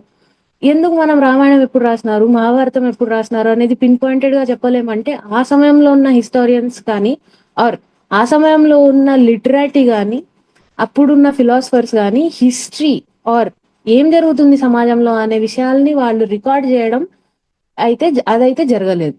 ఆ జరగకపోవడం వల్ల ప్రస్తుతం హిస్టరీ మనం చదవాలంటే ఇండియాది మనం ఎపిక్స్ మీద, మైథాలజీస్ మీద కానీ ఉపనిషత్తులు, వేదాలు ఇలాంటి వాటి మీద మనం రిలై అవ్వాల్సి వస్తుంది. ఇక్కడ నుంచి మనం ఆ సమాజం ఎలా ఉండిండొచ్చు, ఆ సమాజం ఎటువంటి ప్రశ్నలతో డీల్ చేస్తుండొచ్చు, ఆ సమాజం ఏ ప్రశ్నలకి ఎటువంటి జవాబులు ఇస్తుంది, వాళ్ళు ఏమనుకుంటున్నారు, వాళ్ళ లైఫ్ ఎలా ఉండేది అనే ప్రశ్నలకన్నిటికీ జవాబు మనం ఇందులో వెతకాల్సి వస్తుంది. మైథాలజీస్ లో కానీ, కథల్లో కానీ, ఆ సమయంలో రాసిన ఉపనిషత్తులు కానీ, ఎట్సెట్రా ఎట్సెట్రా. అయితే ఆయన ఏమంటారంటే మన ఇలాంటి సోర్సెస్ ఏవైతే ఉంటాయో ఇవి అన్రిలయబుల్ కూడా. ఎందుకంటే అందులో హిస్టరీ అని మనం దాన్ని హిస్టరీ అని మనం అనలేము. అది ఫ్యాక్ట్ మాత్రమే కాదు, అది ఫిక్షన్, అది legend. Fact is mixed with fiction and legend and it is pass down to generations of people in India. అలాంటప్పుడు ఇప్పుడు ఫర్ ఎగ్జాంపుల్ మనం మహాభారతం తీసుకుంటే దాంట్లో ఆ సమాజంలో ఆ సమయంలో ఉన్న సమాజంలో ఎటువంటి చర్నింగ్ జరుగుతుందని మనం అర్థం చేసుకోవచ్చు. మనకు ఒక వేగ్ ఐడియా, ఒక బ్రాడ్ ఐడియా రావచ్చు. వాళ్ళు ఎటువంటి సమాధానాల కోసం వెతుకుతున్నారు, వాళ్ళకి ఏం ప్రశ్నలు ఎదురవుతున్నాయని. అయితే ఎగ్జాక్ట్ గా ఎప్పుడు ఏం జరిగింది, ఎవరుండినారు, ఆ రాజెవరు, అది ఎక్కడ జరుగుతుంది, ఏ ప్రాంతంలో జరుగుతుంది అనే పిన్ పాయింటెడ్ నువాన్స్డ్ డీటెయిల్స్ మనం అందులోంచి తెలుసుకోలేము. ఎందుకంటే అది ఎప్పుడు రాయబడింది, అది ఎవరు రాసినారు, ఇలాంటి విషయాలన్నీ ఎక్కడ రికార్డ్ లేదు దీనికి. ఇదింత అండ్ ఆల్సో ఇలాంటి ఎపిక్స్ లో కానీ, మైథాలజీస్ లో కానీ చాలా ఫెంటాస్టికల్ ఎలిమెంట్స్ ఉంటాయి. అంటే బ్రహ్మాస్త్రం ఉండింది, ఇది ఫ్యాక్ట్ కాదు, బ్రహ్మాస్త్రం అనేది లేదు.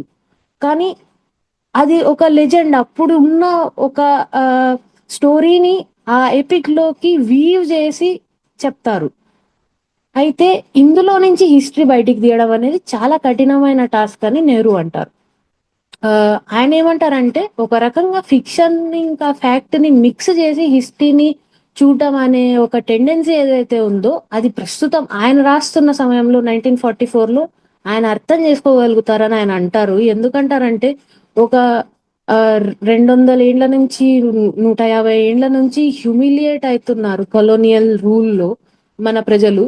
అలా హ్యూమిలియేషన్ కి గురవుతున్న వాళ్ళు ఒక గ్లోరియస్ పాస్ట్ ని ఎత్తుక్కుంటున్నారు. ఒక రకంగా మనకు కూడా ఒకప్పుడు చాలా గొప్ప చరిత్ర ఉండేది, ఆ చరిత్రలో ఇవన్నీ జరిగాయి. మనం ప్రస్తుతం పడుతున్న బాధల నుంచి ఒక రకంగా ఎస్కేప్ అవ్వడానికి ఆ గ్లోరియస్ పాస్ట్ ని, కొంచెం ఫ్యాక్ట్ ని, కొంచెం ఫిక్షన్ ని మిక్స్ చేసి మన ప్రజలు అర్థం చేసుకుంటున్నారు. సరే, ఇందులో నాకేం ప్రాబ్లం లేదంటారు నెహ్రూ. ఆయన ఏమంటారంటే అయితే ఇండిపెండెన్స్ వచ్చిన మరుక్షణమే హిస్టరీని మనం క్రిటికల్ గా చూడడం స్టార్ట్ చేయాలి. ఇది ప్రస్తుతానికి అయితే సరే, కానీ ఇండిపెండెన్స్ వచ్చిన మరుక్షణం మనం హిస్టరీని సీరియస్ గా తీసుకోవాలి. దాన్ని మనం ఒక సైంటిఫిక్ డిసిప్లిన్ లాగా స్టడీ చేయాలి అని కూడా ఆయన నోట్ చేస్తారు అక్కడ. అయితే సో ఆయన ఉన్న పరిస్థితి ఇప్పుడు ఏమంటే ఆయన ఎతకాల్సిందే. ఆయనకు ఆర్యుల గురించి ఆంథ్రపోలాజికల్ ఎవిడెన్స్ ఆయన చదివి రాశారు కాస్త వరకు. వాళ్ళ వేదాల్ని, వాళ్ళ ఉపనిషత్తులను చూసి అప్పుడున్న సమాజాన్ని ఆయన ఇంటర్ప్రిట్ చేశారు, ఎలా ఉండింది, ఏం జరుగుతుండింది అని. అంతకుముందు ఆర్కియలాజికల్ ఎవిడెన్స్ వల్ల ఇండస్ వ్యాలీ సివిలైజేషన్ ని ఆయన అర్థం చేసుకోగలిగారు. అయితే ఇండస్ వ్యాలీ సివిలైజేషన్ స్క్రిప్ట్ ఆయన సమయంలో కానీ ఇప్పుడు కానీ డిసైఫర్ కాలేదు. అది ఆయన చాలా బాధగా రాస్తారు, ఇంకా డిసైఫర్ కాలేదు Indus Valley civilisation script. So నేను కొంచెం మాత్రమే ఇన్ఫర్ చేయగలను దీని ఆర్కియలాజికల్ ఎవిడెన్స్ నుంచి అని. ఇటువంటి ఆర్కియలాజికల్, ఆంథ్రోపోలాజికల్ ఎవిడెన్స్ నుంచి ఆయన ఇంతవరకు రాస్తారు. అయితే దీని తర్వాత వచ్చే పరిణామాలు భారత సమాజంలో మనం ఎలా చూడాలి, దాంట్లో ఎలా అర్థం చేసుకోవాలి, ఆ హిస్టారికల్ పాయింట్ ఆఫ్ వ్యూ ఎట్లా డెవలప్ చేయాలి అని ఆయన ఎతుకుతున్నప్పుడు ఆయనకు దొరికినవి 2 మేజర్ సోర్సెస్. ఒకటి మహాభారతం, ఇంకొకటి జాతక కథలు. తర్వాత మౌర్య సామ్రాజ్యాన్ని ఆయన అర్థం చేసుకోవాలనుకుంటున్నప్పుడు ఆయనకు అర్థశాస్త్ర అనే బుక్ ఆయనకు చాలా హెల్ప్ అవుతుంది. సో ఆయన ఈ 3 సోర్సెస్ నుంచి ఆ సమయాల్లో ఈ పుస్తకాలు వచ్చిన, ఈ కథలు వచ్చిన సమయాల్లో ఏం జరుగుతుంది ఆ సమాజంలో అని తర్వాత స్లైడ్స్ లో మనం చూస్తాం. Life in ancient India pre Buddhistic times. ఆయన జాతక కథల నుంచి చూస్తారు. అయితే ఫస్ట్ ఆయన మహాభారతం నుంచి చూస్తారు. Collection of stories and lower of it's time. Again ఆయన వేదాల్ని కానీ, ఆయన వేదాల్ని ఆర్ ఎస్పెషల్లీ ఋగ్వేదాన్ని ఎట్లా ట్రీట్ చేశారో ఆయన మహాభారతాన్ని కూడా అట్లే ట్రీట్ చేస్తారు. ఆయనకు ఇదేదో సీక్రెట్ టెక్స్ట్ కాదు, ఇది మన దేవతలు మనకు రివీల్ చేసిన వర్డ్ కాదు. ఆయన కోసం ఇది ఒక collection of stories and lower of it's time అంటారు ఆయన. అయితే ఆయన ఇంకొక చాలా బ్యూటిఫుల్ లైన్ రాస్తారు, నేను ఇక్కడ కోట్ కూడా చేశాను. అన్ encyclopedia of tradition legend social and political institutions. ఎందుకంటే ఆయన కాన్స్టెంట్ పర్సూట్ అది. ఆ సమాజంలో ఉన్న సోషల్ పొలిటికల్ ఇన్స్టిట్యూషన్స్ ఏమి, వాళ్ళు ఫాలో అవుతున్న ట్రెడిషన్స్ ఏమి, అక్కడ వాళ్ళు అర్థం చేసుకుంటున్న పద్ధతి ఏమని ఇవన్నీ ఆయన అర్థం చేసుకోవాలనుకుంటాడు. కాబట్టి ఆయనకి మహాభారతం అనేది ఒక encyclopedia of tradition, legend, social and political institutions లాగా అనిపిస్తుంది. ఆయనకి ఇంకొక చాలా యునిక్ విషయం ఏమనిపిస్తుంది మహాభారతం గురించి అంటే, చాలా రకాల టెక్స్ట్స్ ఆయన చదివారు ఆ సమయంలో, ఇంకా ఆ సమయం కంటే ముందు వచ్చినవి. అన్ని ఫిలాసాఫికల్ గా ఒక ట్రాన్సెండెంటల్ రెల్మ్ గురించి మాట్లాడుతూ ఆయనకు కనిపించాయి. ఆర్ ట్రాన్సెండెంటల్ రెల్మ్ గురించి మాట్లాడకుండా కూడా చాలా ఫిలాసాఫికల్ జార్గన్ ఉండడం, ఆర్ ఒక ఫిలాసాఫికల్ డిబేట్ చేయడం అనే అలాంటి టెక్స్ట్ ఆయనకు కనిపించాయి. ఆయన చదివారు అంతవరకు. ఆయన మహాభారతం గురించి ఏమంటారంటే, ఇది ఎంత లైవ్లీగా ఉంది ఈ టెక్స్ట్ చదువుతుంటే, ఈ ప్రపంచంలో, ఈ సమాజంలో ఏం ప్రాబ్లమ్స్ ఎదుర్కొంటున్నారు జనాలు, ఏ సమస్యలకు ఎట్లా జవాబిస్తున్నారు అనే దాని గురించి చాలా విస్తృతంగా రాసినారు. చాలా అద్భుతమైన డిస్క్రిప్షన్ ఉంది మహాభారతంలో అని ఆయన ఫీల్ అవుతారు. ఆయన భగవద్గీత గురించి కూడా మాట్లాడతారు. ఆయన ఒక పోయటిక్ ఫిలాసఫీ అంటారు. ఆయన ఏమంటారంటే, యాక్షన్ అనేది చాలా ఇంపార్టెంట్ ఇండియన్ సమాజంలో. ఆయన కూడా సెల్ఫ్ రిఫ్లెక్ట్ అవుతూ అంటారు, యాక్షన్ నేను కూడా ఇప్పుడు యాక్షన్ చెయ్యాలనే అనుకుంటున్నాను. నేను ఎందుకు యాక్షన్ చేస్తున్నాను? Why am I acting for the nation? Why am I trying to act in a particular way? Why are my actions trying to save this country అనే క్వశ్చన్స్ లో యాక్షన్ అనేది చాలా ఇంపార్టెంట్. ఈ action అనేది నాకు మాత్రమే ఇంపార్టెంటా అని ఆయన ఆలోచిస్తూ ఉన్నప్పుడు ఆయన భగవద్గీత గురించి కూడా రాస్తారు. భగవద్గీతలో కూడా యాక్షన్ అనేది చాలా ఇంపార్టెంట్. ఆ పని చేయి, ఫలితం గురించి ఆలోచించొద్దు అనే ఫిలాసఫీని ఆయన అండర్లైన్ చేస్తారు. అది అక్కడి నుంచి పాస్ ఆన్ అవుతూ రకరకాలుగా మన జనరేషన్ నుంచి జనరేషన్ కి అది ఇప్పటి వరకు కంటిన్యూ అవుతుంది.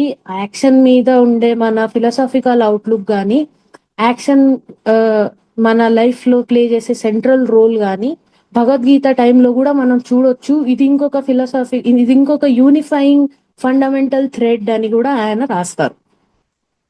ఆ ఆయన చాలా అద్భుతంగా జాతక కథల నుంచి సోషలాజికల్ ఇన్సైట్స్ ని తీసుకొని వస్తారు, బయటికి తీసుకొని వస్తారు.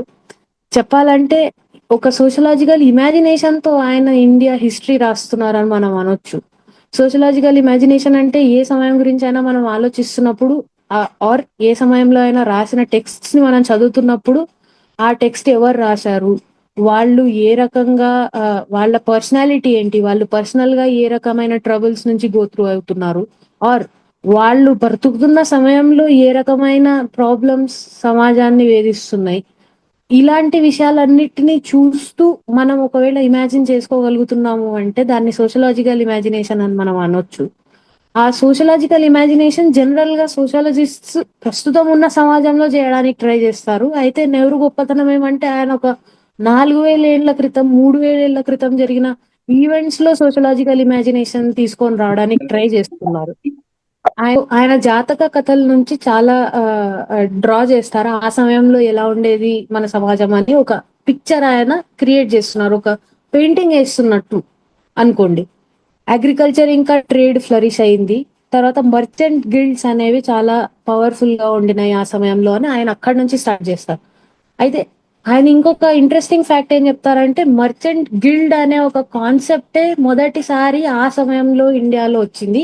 ఇండియాలో అనే కాదు, మొదటిసారి ప్రపంచంలో ఇండియాలో వచ్చింది మర్చెంట్ గిల్డ్ అనే ఒక కాన్సెప్ట్. మర్చెంట్స్ అందరూ ఒక సమూహంగా మారి, ఒక గిల్డ్ లా మారి వాళ్ళ వాళ్ళ ఇంట్రెస్ట్స్ ని వాళ్ళు కాపాడుకుంటారు. వాళ్ళ ట్రేడ్ ఇంట్రెస్ట్స్ ని కానీ, వాళ్ళు చెల్లించాల్సిన రెవెన్యూ గురించి నా విషయాలు కానీ, వాళ్ళ ట్రేడ్ చేసేటప్పుడు వాళ్ళకు ఎదురయ్యే సేఫ్టీ కన్సర్న్స్ కానీ, ఇలాంటివన్నీ, ఈ ప్రాబ్లమ్స్ అన్నిటిని వాళ్ళు ట్యాకిల్ చేస్తారు. గిల్డ్స్ ఉంటే వాళ్ళు ప్రొటెక్టెడ్ గా ఫీల్ అవుతారు. ఇలా గిల్డ్ అనే ఒక కాన్సెప్టే ప్రపంచంలో మొట్టమొదటిసారి వచ్చింది. అది కూడా ప్రీ బుద్ధిస్టిక్ ఇండియాలో వచ్చింది అనే ఒక ఫ్యాక్ట్ ఆయన అక్కడ మెన్షన్ చేస్తారు. అయితే ఆ సమయంలో ట్రేడ్ జరుగుతుంది, అగ్రికల్చర్ జరుగుతుంది.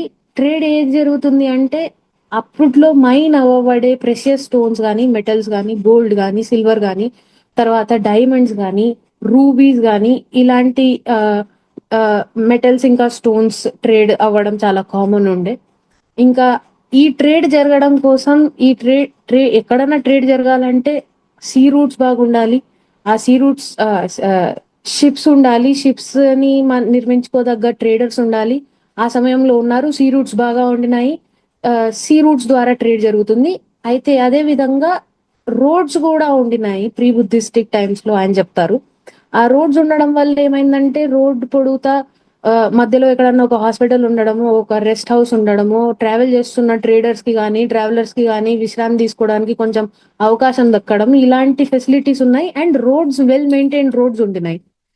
ఎటువంటివి ఆబ్జెక్ట్స్ ఇంకా గూడ్స్ ఎక్స్పోర్ట్ అవుతున్నాయి అంటే సిల్క్ అవుతుంది, మొస్లిన్ అవుతుంది, ఆర్మర్స్ కానీ మన పర్ఫ్యూమ్స్ కానీ మన ఐవరీ గోల్డ్ ఇలాంటివన్నీ ఎక్స్పోర్ట్ అయ్యేవి ఇండియా నుంచి అని ఆయన చెప్తారు. ఇవన్నీ జాతక కథల నుంచి ఆయన బయటికి తీసుకొని వచ్చే సోషలాజికల్ ఇన్సైట్స్ అన్నమాట. ఆయన ఏమంటారంటే ఒక ఇంట్రెస్టింగ్ ఫ్యాక్ట్ చెప్తారు, ఎటిమాలజీ చెప్తారు ఒక వర్డ్ కి.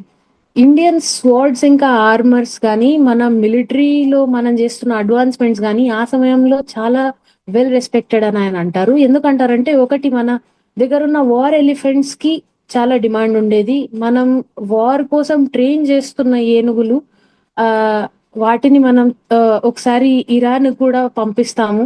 ఇరాన్ ఒక వార్ ఫైట్ చేస్తుంటుంది. ఆ ఇరాన్ వార్ లో మనం హెల్ప్ చేయడానికి మన ట్రైన్డ్ వార్ ఎలిఫెంట్స్ ని మనం పంపిస్తాము, ఇరాన్ గెలుస్తుంది ఆ సమయంలో. అయితే అది మాత్రమే కాదు, మనం తయారు చేసే కత్తులు గాని మనం తయారు చేసే ఖడ్గాలు, స్వోర్డ్స్, ఆర్మర్స్ ఇలాంటివన్నీ చాలా ఫేమస్. చాలా మంది దీనిని కొనుక్కునేవారు, అందుకే మనం దీన్ని ఎక్స్పోర్ట్ చేసేవాళ్ళం. అరబిక్ వర్డ్ ఆయన చెప్తాడు ముహన్నద్ అని అంటారంట. ఇప్పటికి కూడా అంటారంట ముహన్నద్ అని స్వర్డ్ ని అరబిక్ లో, అంటే ఫ్రమ్ ఇండియా అని అర్థం అంట దాంది. సో అది చాలా ఇంట్రెస్టింగ్ ఎటమాలజీ లాగా నాకు అనిపించింది. అండ్ ఆయన ఆయనకు చాలా భాషలు వచ్చు అనే విషయం కూడా తెలుస్తుంది ఆయన రాసే పద్ధతిలో. ఆ ఆయన ఇంకా ఈ సమయం గురించి ఏం చెప్తారంటే ఇది ట్రేడ్ కి సంబంధించి ఇంకా గూడ్స్ యొక్క మ్యానుఫ్యాక్చరింగ్ కి సంబంధించిన విషయం మాత్రమే కాదు, ఆ సమయంలో ఇంకా చాలా విషయాలు కూడా ఫ్లరిష్ అవుతున్నాయి. అప్పుడు మనం ప్రతి దాని మీద శాస్త్రాలు రాసే వాళ్ళము అని ఆయన స్టార్ట్ చేస్తారు. శాస్త్రాలు అంటే ఇప్పట్లో ఏదో రిలీజియస్ శాస్త్రాలు అని మనం అర్థం చేసుకుంటామని ఆయన అప్పుడే అంటున్నారు.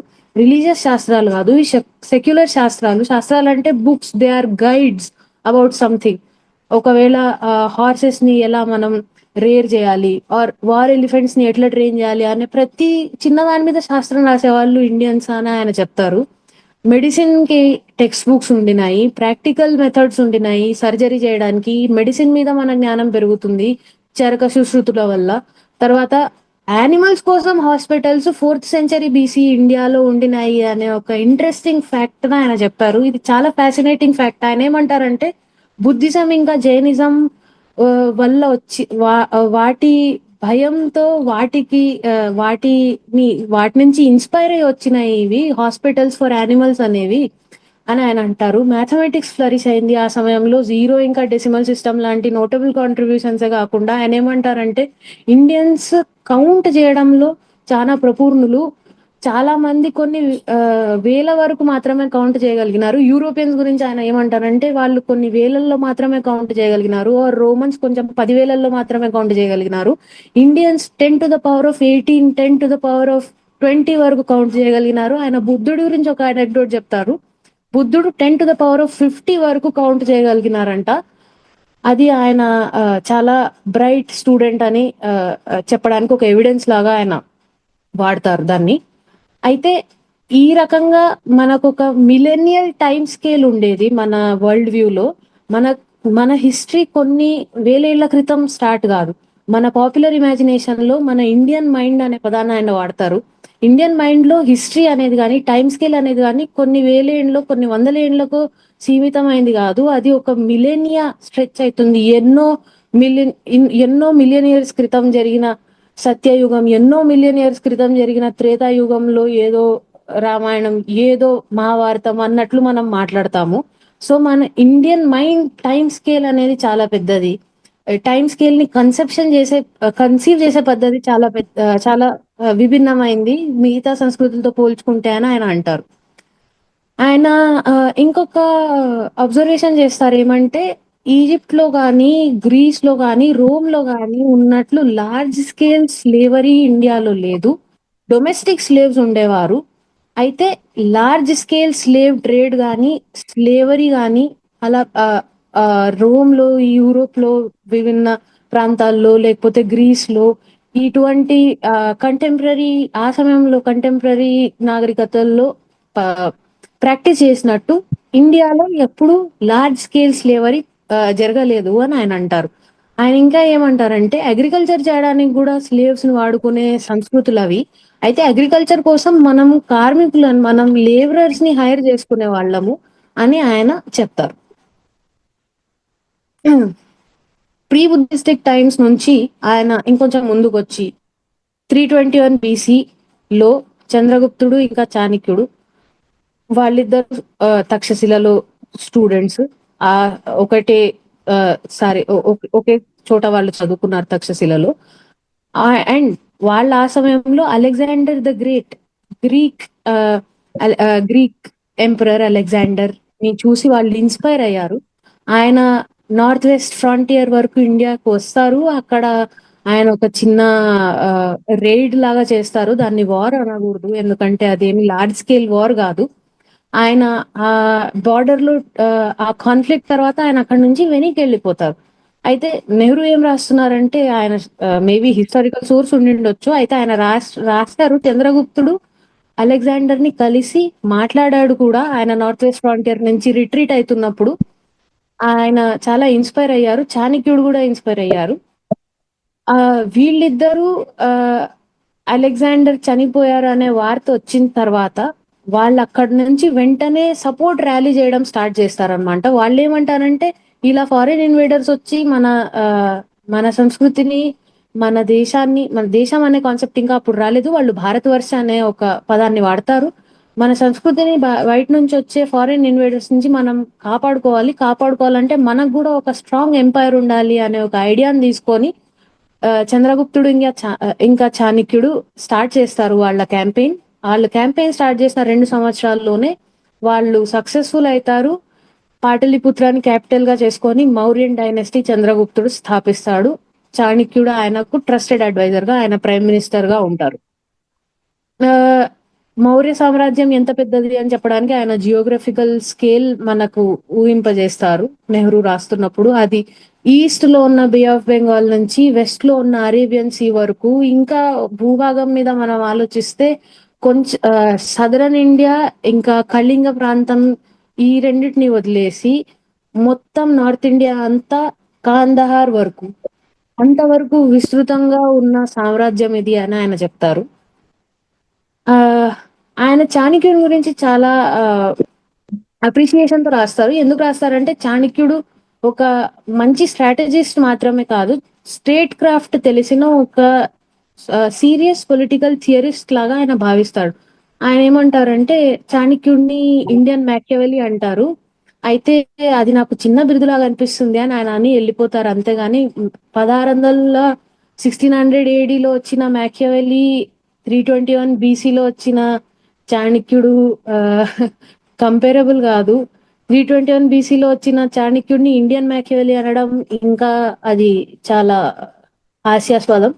మేబీ మ్యాకియవెలినే యూరోపియన్ చాణక్య అని మనం అనొచ్చు. అయితే ఈ విధంగా నెహ్రూ అనరు, ఆయన చాలా మోడెస్ట్ గా రాస్తారు కాబట్టి. అయితే చాణక్యుడి స్టేట్ క్రాఫ్ట్ ని ఆయన మెచ్చుకుంటారు. ఆయన ఆయన ఏమంటారంటే అర్థశాస్త్రంలో చూస్తే మనం మౌర్య సామ్రాజ్యం అప్పట్లో ఎలా ఫంక్షన్ అయ్యేది అని చూడొచ్చు.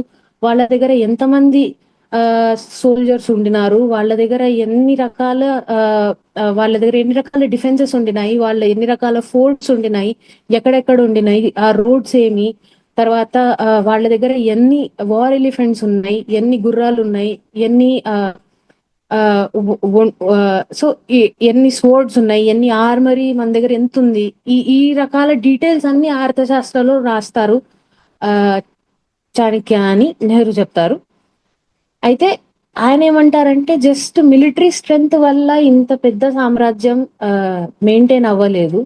ఆయన ఏమంటారంటే చాణక్యుడు చాలా ఇంపార్టెంట్ రోల్ ప్లే చేశారు. మిలిటరీ స్ట్రాటజీ అనేది, హై మిలిటరీ స్ట్రాటజీ అనేది కూడా చాలా ఇంపార్టెంట్ స్టేట్ క్రాఫ్ట్ కి.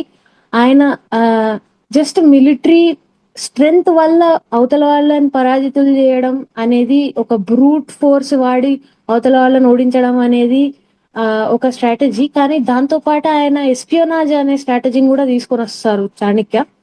ఆయన గూఢచారులను పంపించడం, అవతల ఎనిమీ క్యాంప్ లో ఉన్న వాళ్ళ మధ్యలో వాళ్ళు అపార్థాలకు వాళ్ళని గురి చేయడం, గూఢచారుల ద్వారా వాళ్ళని వాళ్ళే ఒక రకంగా డిస్ట్రెస్ చేసేలాగా చేయడం, వాళ్ళని వాళ్ళే చంపుకునేంత పరిస్థితికి తీసుకొని రావడం, ఇలాంటి స్ట్రాటజీస్ కూడా వాడేవారు అని చెప్తారు.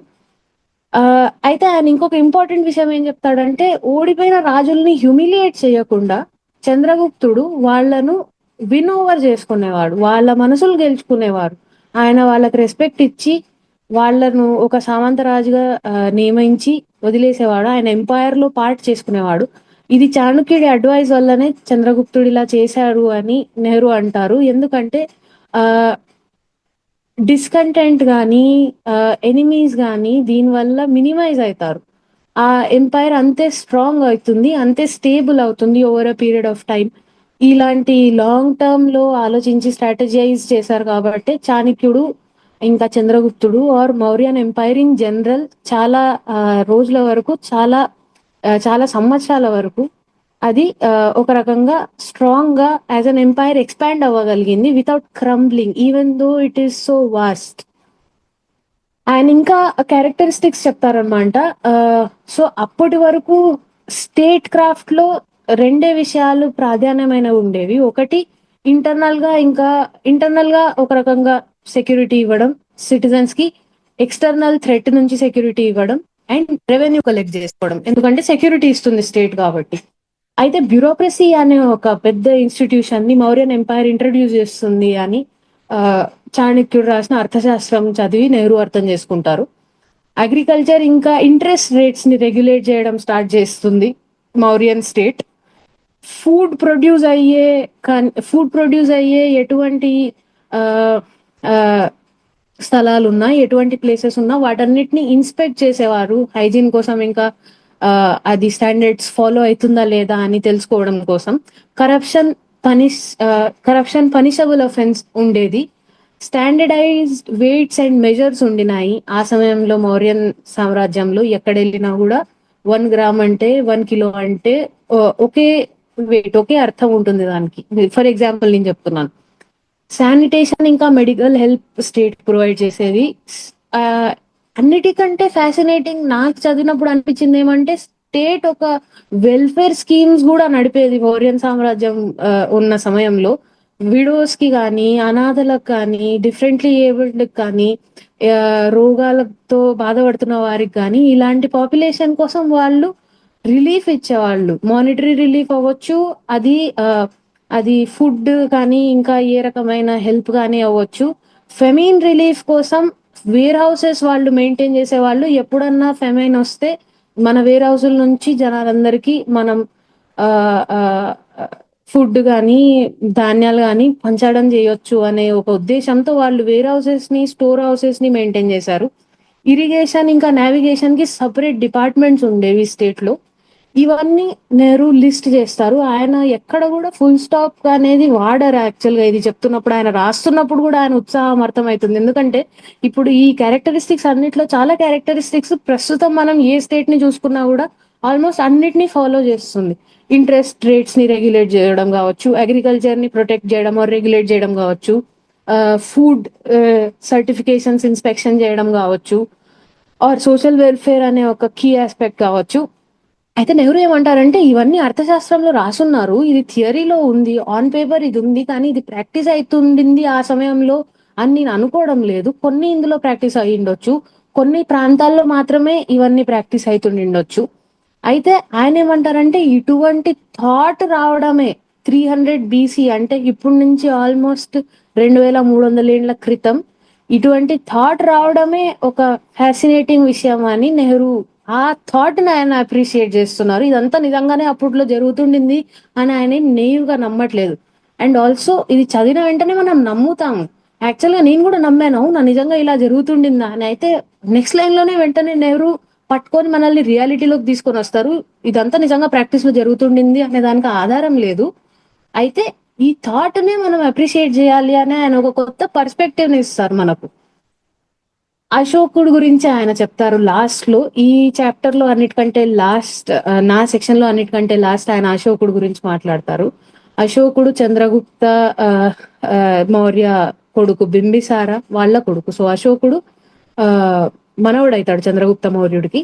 ఆయన కళింగలో చాలా బ్లడీ వార్ చేశారు అక్కడ, ఎందుకంటే అది ఒక ఇండిపెండెంట్ సామ్రాజ్యంగా ఉండింది కాబట్టి మౌర్యన్ కంట్రోల్ ఆయన ఎక్స్పాండ్ చేయాలనుకున్నారు కాబట్టి కింగ్డమ్ మౌర్యన్ ఎంపైర్ రీచ్ ని పెంచడానికి, ఆ మౌర్యన్ ఎంపైర్ ని ఎక్స్పాండ్ చేయడానికి ఆ ప్రాసెస్ లో ఆయన కళింగలో ఒక భయంకరమైన యుద్ధం చేస్తారు. ఆ యుద్ధం వల్ల వచ్చిన డెత్ అండ్ డిస్ట్రక్షన్ ఏ లెవెల్లో ఎంత ఘోరంగా ఉండినాయంటే, ఆయన ఆ డిస్ట్రక్షన్ తర్వాత అశోకుడు చాలా భయంకరమైన గిల్ట్ ఇంకా గ్రీఫ్ లోకి వెళ్ళిపోతారనమాట. ఇంత విధ్వంసం జరిగిందా, ఇంత మంది జనాలు ప్రాణాలు కోల్పోయినారు, ఇంత రక్తం ప్రవహించింది, ఎందుకంటే నేను నా ఎంపైర్ ని ఎక్స్పాండ్ చేయాలనుకుంటున్నాను. అసలు కాంక్వెస్ట్ అంటే, విజయం అంటే అవతల వాళ్ళ శరీరాల మీదనో ఎనిమీస్ బాడీస్ మీదనో చేసేది కాదు, వాళ్ళ మైండ్ ఇంకా వాళ్ళ హార్ట్స్ ని, వాళ్ళ మనసుల్ని మనం గెలుచుకోవాలి. ఆ, వాళ్ళ బుద్ధిని, ఆ,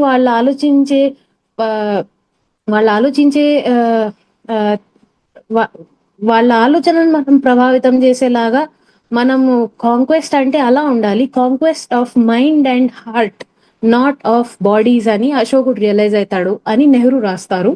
అయితే ఆయన ఈ గ్రీఫ్ ఇంకా గిల్ట్ తో ఆయన బాధపడుతున్నప్పుడు, ఆయన గిల్టీ ఫీల్ అవుతున్నప్పుడు ఆయన బుద్ధిజం తట్టు తిరుగుతారు.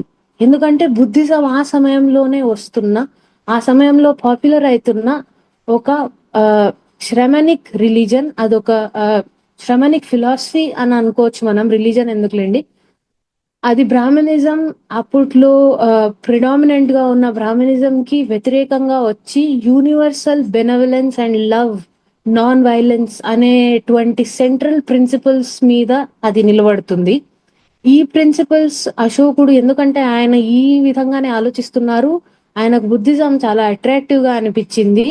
ఆయన ఆయన నెహ్రూ యాక్చువల్ గా బుద్ధిజం గురించి మాట్లాడుతూ ఏమంటారంటే, బుద్ధిజం యొక్క గొప్పతనం అది యూనివర్సల్ లవ్ ఇంకా బెనవలెన్స్ ని ప్రీచ్ చేస్తుంది. అయితే ఆ ప్రీచింగ్స్ ఎటువంటి దండనను చూపించి దండన అవుతుంది, నువ్వు ఇప్పుడు ఇలా ప్రతి ఒక్కరిని ప్రేమించకుంటే భగవంతుడు నిన్ను ఆ స్వర్గంలోకి రానియడు, ఆర్ నీ మృత్యు ఆ, తర్వాత నీ ఆత్మకు శాంతి లభించదు అనే ఇట్లాంటి భయం పెట్టి బుద్ధిజం జనాలని ప్రేమించడం అనే వాల్యూని వాళ్ళల్లో తీసుకెళ్ళదు.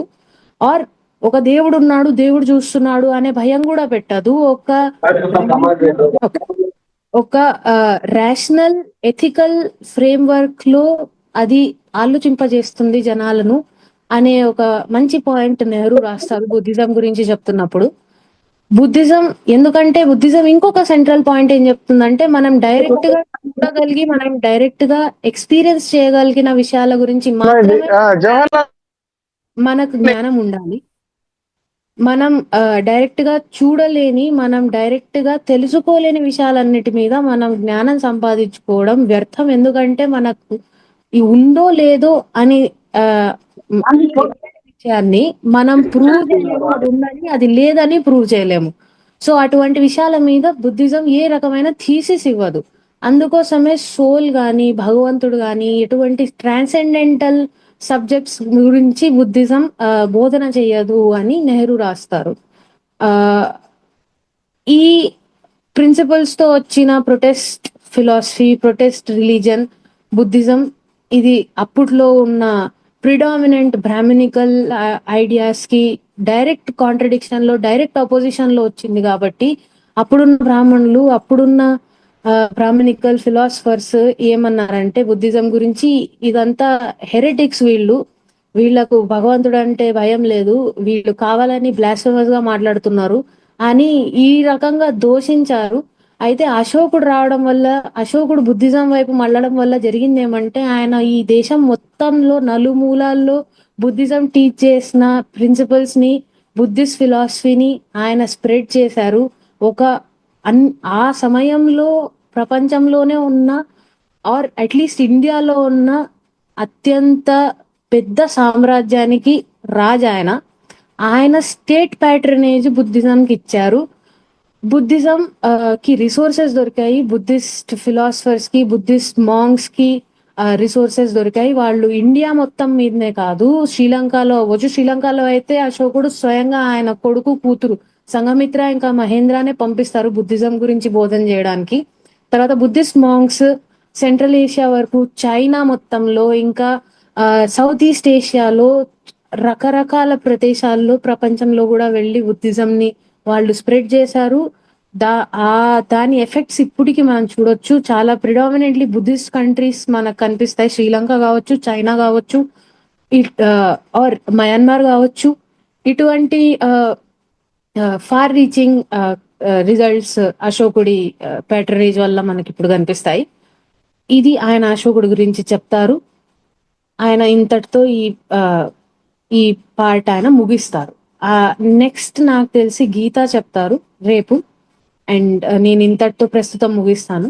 ఏమన్నా కామెంట్స్ కానీ క్వశ్చన్స్ కానీ ఉంటే ప్లీజ్ అడగండి. Thank you. ఈ బుక్ చదువుతుంటే మనం నిజంగా నెహ్రూ మనతోటే మాట్లాడుతున్నాడా అనే ఫీలింగ్ వస్తుంది. నిన్న మధుసూదన్ శర్మ గారు కూడా అన్నారు అదే మాట. అసలు ఆయన మనకే చెప్తున్నాడా, ఎవరికో చెప్తున్నట్టు. మామూలుగా చరిత్ర పుస్తకాలు ఎట్లుంటాయంటే ఏదో రాస్తున్నట్టుగా ఉంటాయి, కానీ ఇది ఈయన మనతో డైరెక్ట్ గా సంభాషణిస్తున్నట్టుగా అనిపిస్తుంటుంది. సో అందుకే అదొక రకంగా చదువుతుండే కొద్ది ఇంకా టేస్ట్ తెలుస్తూ ఉంటుంది ఆ పుస్తకము. మీరు చెప్పిన విధానం కూడా అత్తగా ఉందమ్మా అసలు టోటల్ గా. అంటే I totally enjoyed each and every point మీరు చెప్పిండేది. అంటే చదువుతుంటే ఎంత హాయిగా ఉందో మీ వాట వింటుంటే కూడా అంతే హాయిగా ఉంది. యాక్చువల్ గా ఈ పుస్తకంతో నా అనుబంధం ఏంటంటే, నేను it was one of the first books I ever red. కాబట్టి నాకు గ్లిమ్సెస్ ఆఫ్ వరల్డ్ హిస్టరీ కానీ ఇది కానీ నాకు చాలా క్లోజ్ నా రీడింగ్ దీంట్లో జర్నీలో. దాత్రి గారు నెహ్రూని ఇన్ఫ్లుయెన్స్ చేసిన వాళ్ళు ఎవరండి? అంటే ఇంట్లో తర్కబద్ధంగా ఇండియన్ టెక్స్ట్ని వాటిని చూడడానికి ఆయన్ని ఇన్స్పైర్ చేసింది ఎవరు? అంటే ఆయన సోర్సెస్ అని అంటున్నారా, లేకపోతే ఆయన ఇన్స్పిరేషన్ ఎక్కడి నుంచి డ్రా చేస్తున్నారా? సోర్సెస్ సరే, సోర్సెస్ చెప్పండి. సోర్సెస్ కంటే కూడా ఈ ఆలోచన ప్రక్రియని ఇలా చూడడానికి ఈ చూపు ఇచ్చిన వాళ్ళు ఎవరు ఆయనకి? సోర్సెస్ అయితే చాలా రకాల ఓరియంటల్ స్కాలర్స్ కానీ, ఆ సమయంలో పనిచేస్తున్న హిస్టారియన్స్ కానీ, వాళ్ళందరినీ ఆయన కోట్ చేస్తారు. మ్యాక్స్ వ్యూలర్ లాంటి వాళ్ళు, హంబోల్ట్ లాంటి వాళ్ళని. ఆయన ఇన్స్పిరేషన్ నాకు తెలియదు, కానీ ఆయన పర్పస్ నాకు అర్థమైంది. మేబీ ఒక రకంగా ఆ పర్పస్ ఆయన్ని ఇన్స్పైర్ చేసిందని నేను ఆ రకంగా ఇంటర్ప్రిట్ చేశాను నేను చదువుతున్నప్పుడు. చాలా రకాలుగా హిస్టరీ రాస్తారు, చాలా హిస్టారియన్స్ చాలా వివిడ్ గా డిస్క్రైబ్ చేస్తూ హిస్టరీ రాస్తారు, కానీ అది ఏది కాన్వర్జేషనల్ గా కానీ మనతోనే మాట్లాడుతున్నట్టు ఆర్ మనలో ఏదో ఒక మనలో నుంచి ఏదో ఒకటి బయటికి తీసుకొని రావాలనుకుంటున్నారు అనే పర్పస్ వాళ్ళలో అనిపించదు. కానీ నెహ్రూలో ఆ పర్పస్, ఆ డ్రైవే ఆయన చాలా రకాలుగా ఇన్స్పైర్ చేసింది అని నాకు అనిపించింది నేను చదువుతున్నప్పుడు. ఇండియా ఏమి, అసలు ఏం జరుగుతుంది, దీన్ని ఇంకా మనం ఏ రకంగా అర్థం చేసుకోగలము అనే ఆ పర్పస్ తో ఆయన హిస్టరీ చదువుతున్నారు. కాబట్టి మేబీ ఆ ఇన్స్పిరేషన్ తీసుకొని ఆయన చేశారు అని నేను అనుకున్నాను. ఓకేనండి, ఓకే.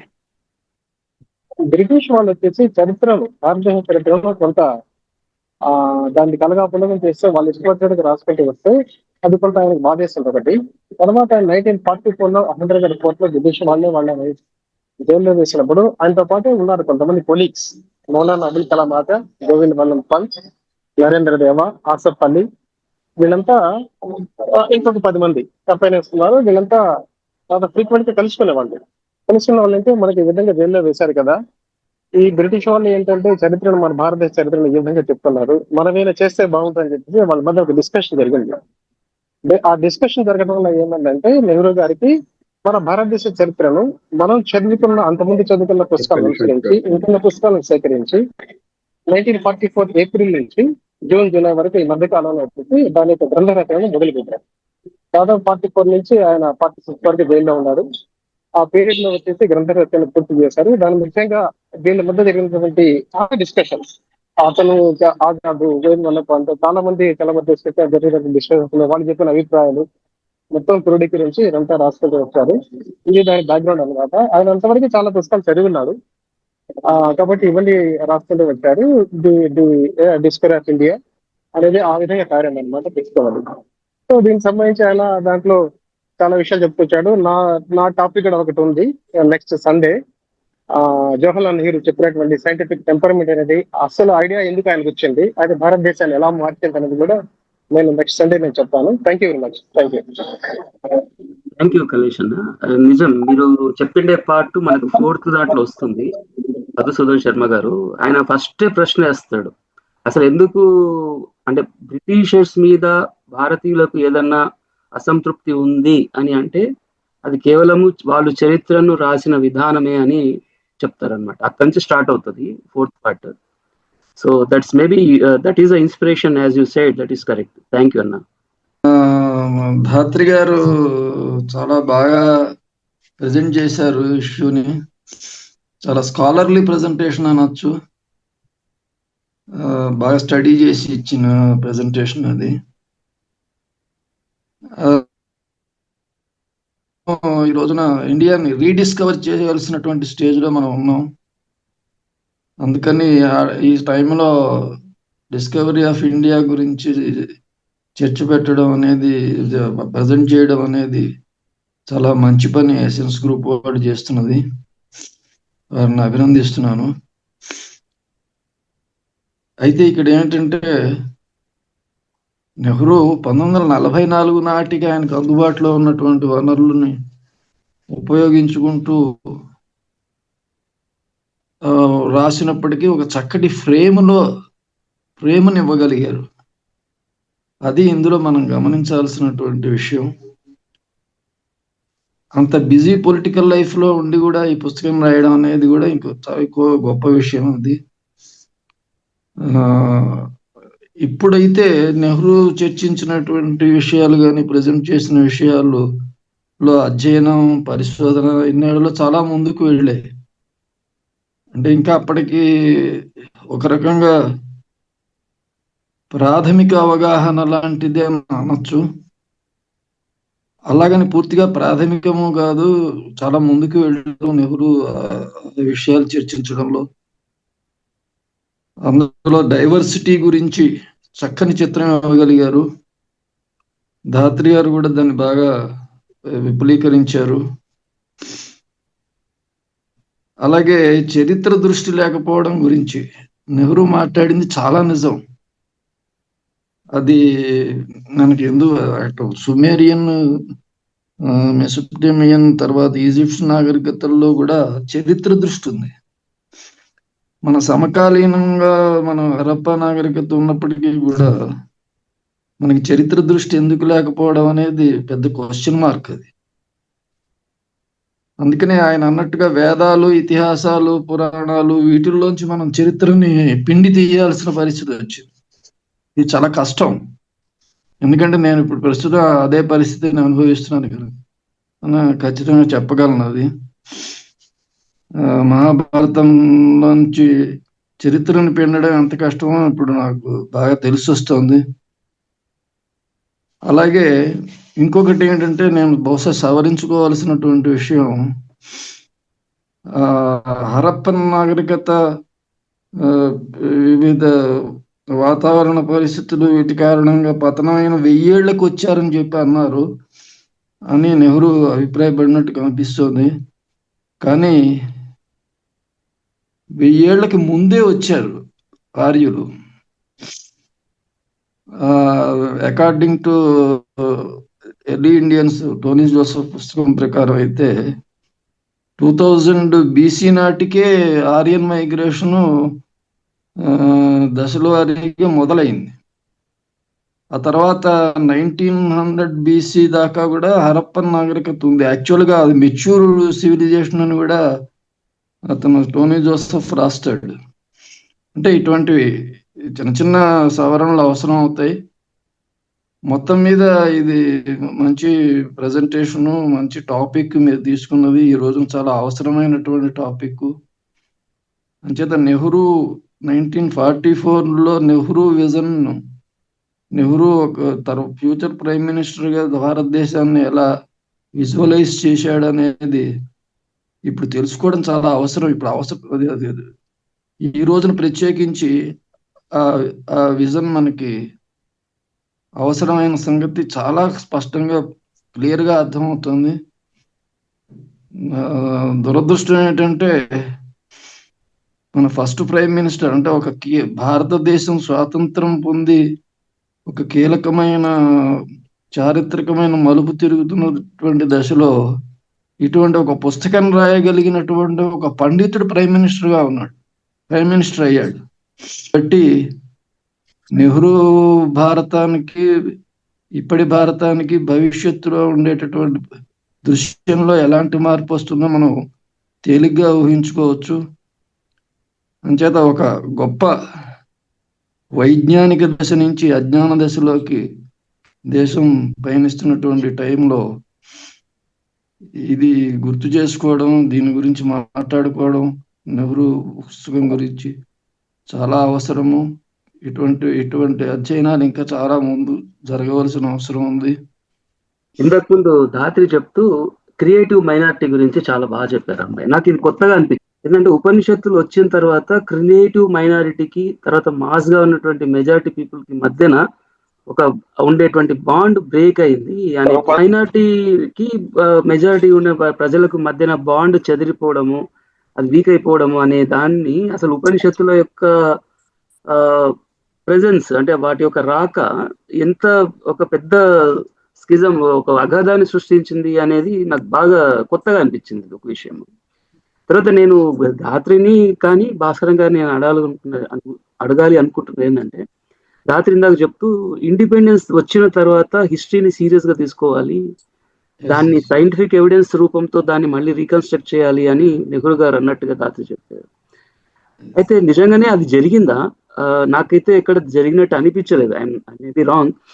అలా జరిగింది. నెహ్రూ స్కీమ్ లో అది కూడా ఒక భాగం. అది నేను ఇందాక మెన్షన్ చేయడం మర్చిపోయాను. అది నిజమైన ఫ్యాక్చువల్ హిస్టరీని కన్స్ట్రక్ట్ చేయాలనేది ఆయన భావించడం అనేది చాలా అవసరం. అది ఇప్పటికీ మనకు ఆ చారిత్రక దారిద్ర్యం వదలలేదండి. మనకి చరిత్ర లేదు, అసలు చరిత్ర దృష్టే లేదు.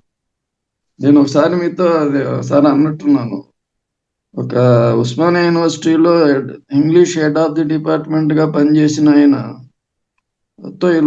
ఇలా మాట్లాడుతుంటే హిస్టరీ గురించి వస్తే అసలు మనకి హిస్టరీ అవసరం లేదండి అన్నాడు.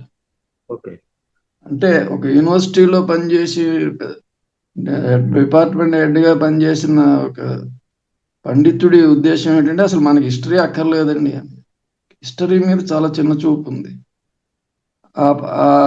అది మనల్ని ఇప్పటికీ వెంటాడుతుంది శాపంలాగా, దానిలోంచి బయటపడలేదు. హిస్టరీ లేని వాడికి చరిత్ర ఏముంటుందండి? ఇంకా గత చరిత్ర లేని వాడికి భవిష్యత్తు ఉన్నది. అంతా మనం ఊహల్ని, ఇమాజినేషన్స్ ని, తర్వాత వీటి మీద డిపెండ్ అయ్యి మనం బతికేస్తూ ఉంటాం. ఓకే సార్, నా వెళ్ళే కొద్దీ ఆ ఇష్యూస్ చాలా కాంప్లికేటెడ్ గా, కాంట్రడిక్టెడ్ గా ఉన్నట్టుగా తెలుస్తూ ఉంటుంది. నిజానికి ఆయన రాయాలి అనుకుంటే తను ఇష్టం ఉన్నట్టుగా ఒక యూనిఫామ్ గా అంత హిస్టరీ అంతా చాలా అద్భుతంగా ఉంది, మహాద్భుతం అని రాయగలిగే పొజిషన్ ఉన్న వ్యక్తి. కానీ చాలా ఆ కాంట్రడిక్షన్స్ ని చాలా స్పష్టంగా చెప్తూ దాన్ని నడిపించిన తీరు. రెండోది, ఆ కాంట్రడిక్షన్స్ కి ఈజీ ఆన్సర్ ఇద్దాము అనే ఒక ధోరణి జనరల్ గా ఉంటుంది. ఏ కాంట్రడిక్షన్ కూడా దాన్ని ఏదో వైపు లాక్కొని లేదు ఇది ఇంతే అని చెప్పే ఒక ధోరణి.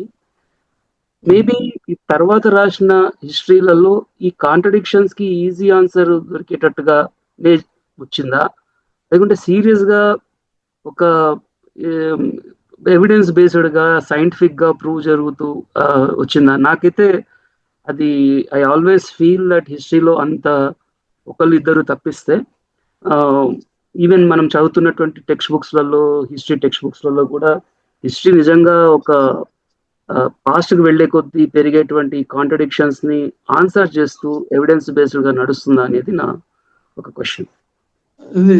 దాని ప్రయత్నం చాలా కృషి జరిగిందండి ఇటీవలి కాలంలో.